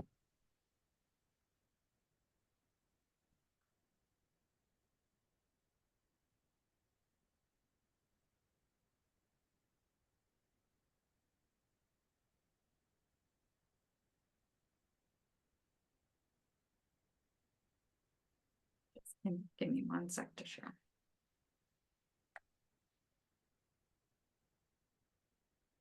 Okay, so you see how there's the leg, and in the middle leg, you know, they're all just three different versions of that. But there's the bottom X, you know, that's kind of close to the kneecap. yeah, So that's your culprit. And the issue being that it can make the knee buckle, it can cause pain. You can see that the pain radiates down into the knee. But part of the issue is that when that gets kind of flared up, is that it actually like kind of puts pressure on the ACL, you know, that ligament that runs through the middle of the knee. mhm, And it will make the knee a little bit unstable, but part of the deeper pain in the knee is that your ligament is having to stabilize that knee because of the tension in this particular part of the muscle. And it's not just like a cramp, it's like you know how people make that joke, like it's old money, like, you know, it's like it's old tension. Like it's not just I got a cramp, there's tension. It's like there's old tension in that leg, and it could be something that you've had from childhood. Um, but I would put oil on it, and then like with your fingertips, like get in and kind of like do like friction oriented treatments. You could do yes. it with like helichrysum. Spikenard might work. Ginger would probably work.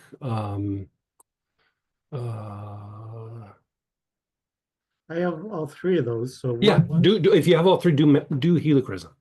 You know, helichrysum? because helichrysum, there's probably like some fascial lesions in there, you know, which is just like knots, but in the fascia, not in the muscle. And so it will break up any of those lesions and everything. It's still antispasmodic, it's anti-inflammatory, and it's a lymphatic stimulant. So some of this is also tied to stuck lymph in that particular area. So you'll be able to break all that up with just, excuse me, the application. But I would say mix it with like some massage oil or like lotion because it will linger in that area longer and it will produce a better effect. So put like 5 or 6 drops, a little bit of massage oil or like lotion, or if you don't even have massage oil, just go get some like olive oil out of the kitchen and put a little olive oil on it and then rub it on that area and Okay, do that kind of often and it should change that knee aspect.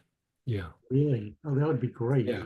Yeah. So it feels Because like, the issue is it's not just causing you pain, but if it's putting pressure on that ligament, it's like there's a potential, like you don't sound like it's like that far along, but there's a potential for that destabilizing the knee and causing like a strain or even like a tear in that knee. I mean, it would be an incident, like you were carrying a box upstairs and your knee gave out, like something like that. And so, you don't sound that far along, but you know, let's not push it. Like, get in there and treat that a whole bunch and it should stabilize that. But that's the pain you're describing, that's what it sounds like.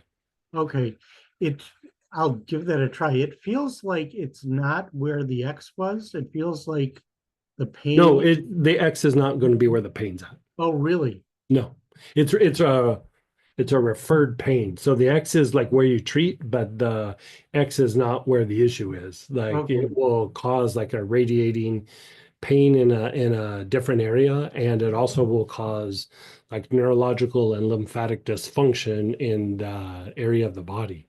But like I'll give you an example, is like there's a spot in the bottom of your calf muscle, right above the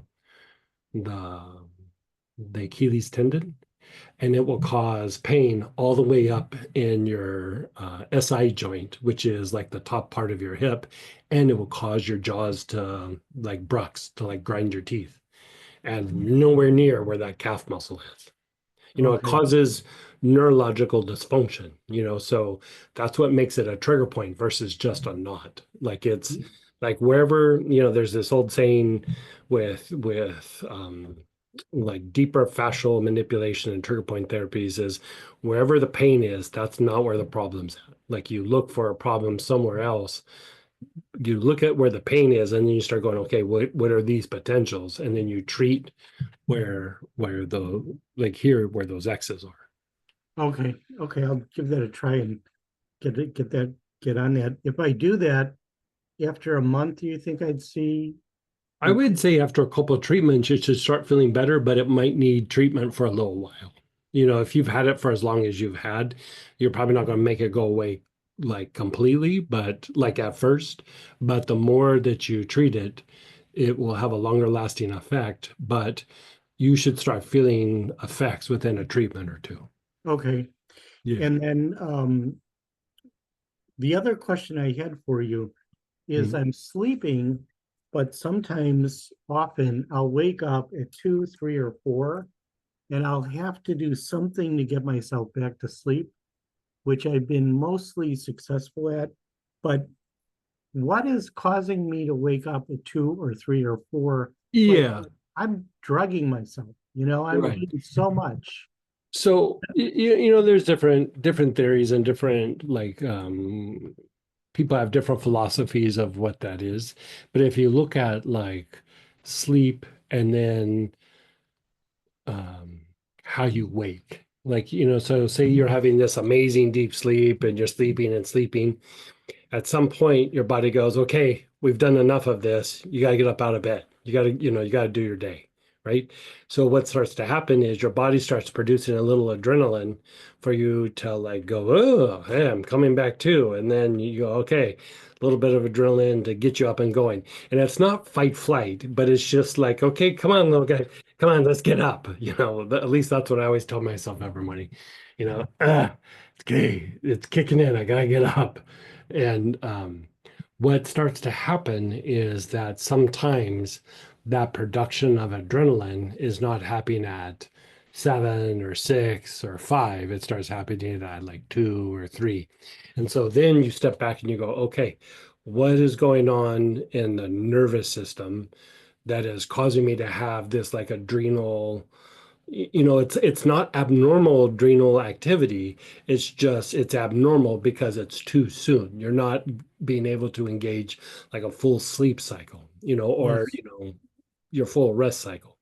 And so, the thing that I would look at like first, you could say there could be tension in the cardiovascular system, could be the respiratory system, digestive system, urinary system, and as weird as it sounds, in your vocal cords. And all of these would contribute to you not being able to sleep for long periods of time. The place that I would say I would address first is your bronchioles. You want to dilate the bronchioles. If you can dilate the bronchioles, then your potential for falling asleep increases, your potential for getting deeper sleep increases, and it would prolong the level or amount of sleep before your body starts producing the adrenaline and having you wake up. And so, straightforward like hyssop, larch, sitka, frankincense, manula, German chamomile, myrtle, any of the myrtles, especially regular myrtle and green myrtle. Um, Doing that like right as you go to bed can be super helpful. Like, taking long, slow, deep breaths, it will start to open up the bronchioles. For me, I like to use larch. Like I put like several drops of larch on my body. I'll inhale it. Like if I'm like waking up too early, I'll right as I go to bed, I put the larch on and then inhale it and then fall asleep. And even hyssop, like sometimes if you can't fall asleep, even hyssop will make you fall asleep, but it's because of what it does to the bronchioles. Yeah, And I would I have, say I start have hyssop. doing, I don't uh, have larch, do but you I have have hyssop. hyssop or you have sitka or frankincense or, Frankincense I have yeah, also. why don't you try it with frankincense? Does it matter which frankincense? No. Mm, Okay, yeah. so frankincense before hyssop? Hyssop would probably work a little better, but I mean, it could be splitting hairs. So I would say if you have frankincense, I would use what you have. And Okay, so, like if you have frankincense, I'd pull that out and, maybe even put a few drops on your chest and then long, slow, deep breaths, like as you're laying. And I would inhale it until you start going, oh, I'm getting sleepy, and then set it down. And if it starts to happen again in the middle of the night, try inhaling it again in the middle of the night. okay.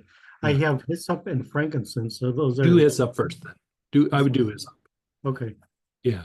Okay, I will give that a try. Thank you so much. You're so welcome. Thank you.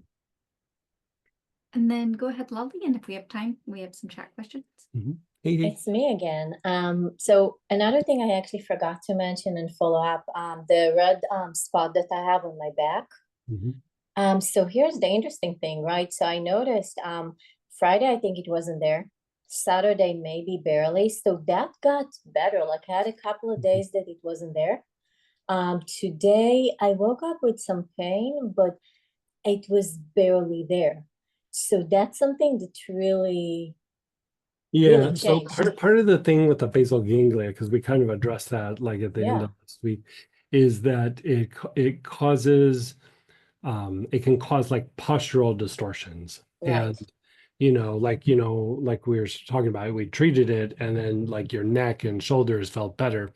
Didn't treat the neck and shoulders, but that happened. And so as the tension unwinds out of the basal ganglia, a lot of times your body starts going into a better alignment without really having to treat all of those areas. And that was the same idea of like treating that lumbar area and the hips and all of that, because of your car accident and the broken bones in the pelvis and everything.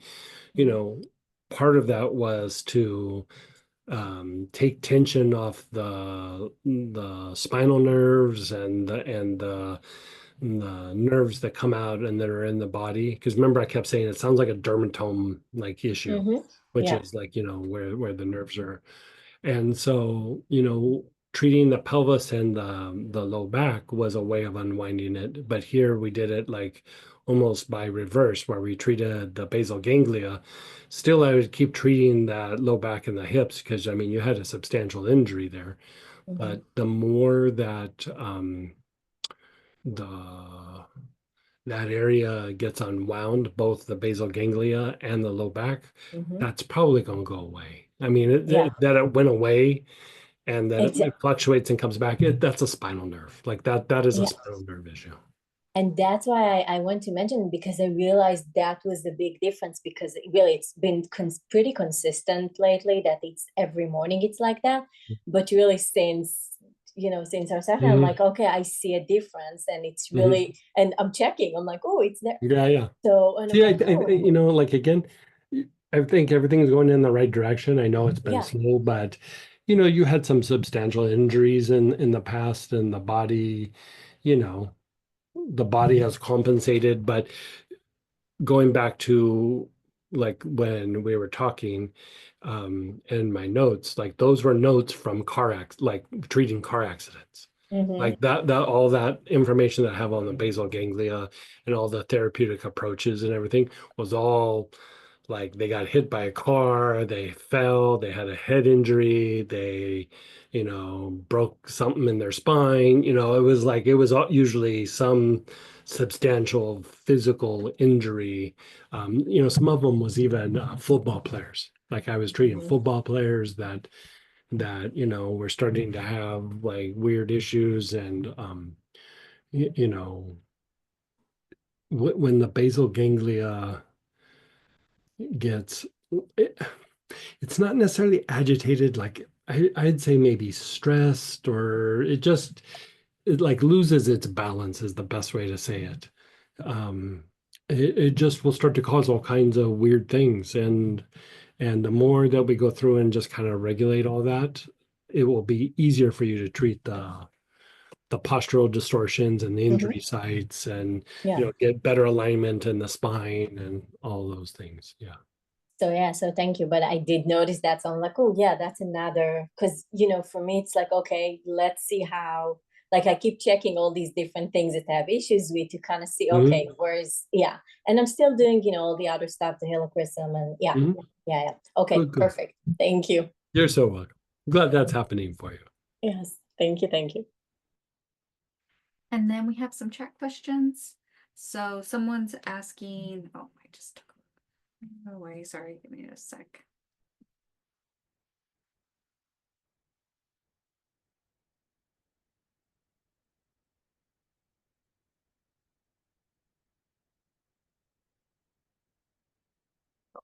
Could you please share a little bit on Cape Chamomile for psychological healing?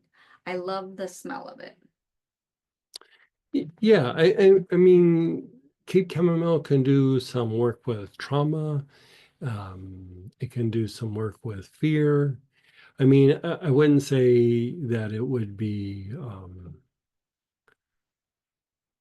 like a go-to for like really unwinding one of those specific kinds of energies, but I would say my experience with it, again, like I'm like you, I love Cape Chamomile. Like, I mean, I like German chamomile for some things. I like Roman chamomile, but if I had to go like, okay, desert island, top 10 oils, you get to choose a chamomile, it would probably be Cape, you know?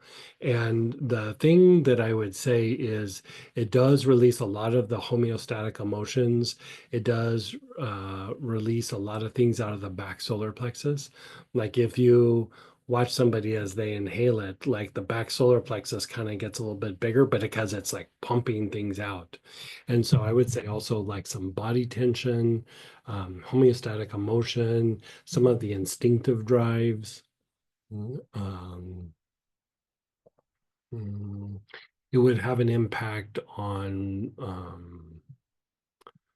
the cerebral spinal fluid circulation. So it would be tied to how the nerves refine itself and how the brain detoxifies somewhat.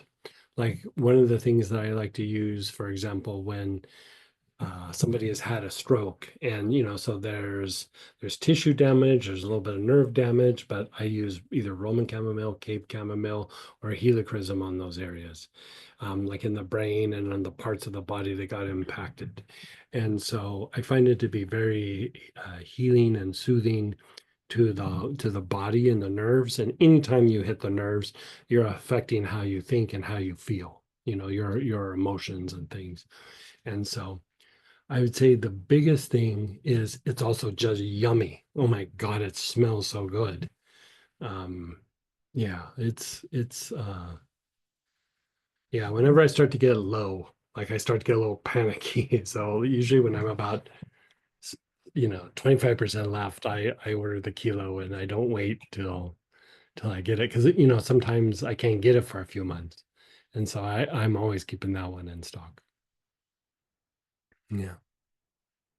I It's would, like I would say also really soothing. Like if you bottom lined it, it's like chamomiles are very good for like soothing, sleeping, resting, relaxing, letting go, stimulating, like some intuitive. But chamomiles and like yarrows very good for deep healing. So it could be about the self, could be about the environment, other people, but very, very soothing. someone said, I need an emoji for yummy. Yeah, yeah, yeah. And then someone's asking, I would like a fancy incense that's good for meditation. Aloes was always good. Sandalwood's always good. Cistus, really super good. But I would even say like the Himalayan cedar, frankincense, all those are super good choices. I don't know, should we talk about the other one? Yeah. So there's one that we've been hoarding to ourselves. But I made a incense of saffron. And the oil's not around, but making the super strong tincture. Yeah, we have a saffron incense, and so I guess we could share it. I made a huge batch, and I was like, I think we're gonna burn through all this really quick. But if you want something fancy, that can be fancy too. Like let us know, and we probably won't put that one on the site too soon unless you email us and let us know. Someone was asking earlier if we could put the fancy patchouli on the site, but I think you had said also they could email us. So Yeah, do that. I mean, I can make fancy patchouli incense. Yeah, I have enough to do that. Sometimes the incense takes a lot of oil or tincture to do it. So, like sometimes I can't always make it with everything, but the patchouli, the fancy patchoulis, I acquired a large amount.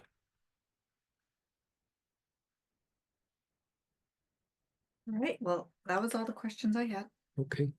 Well, the perfect timing. So we're gonna move over to the prayer petition blessing with Astara, and join us if you can. And tomorrow night is the study group for, what was the class last weekend? Creating your life altar. Yeah, creating your life altar. And then this next weekend is the generational healing 2.0. It's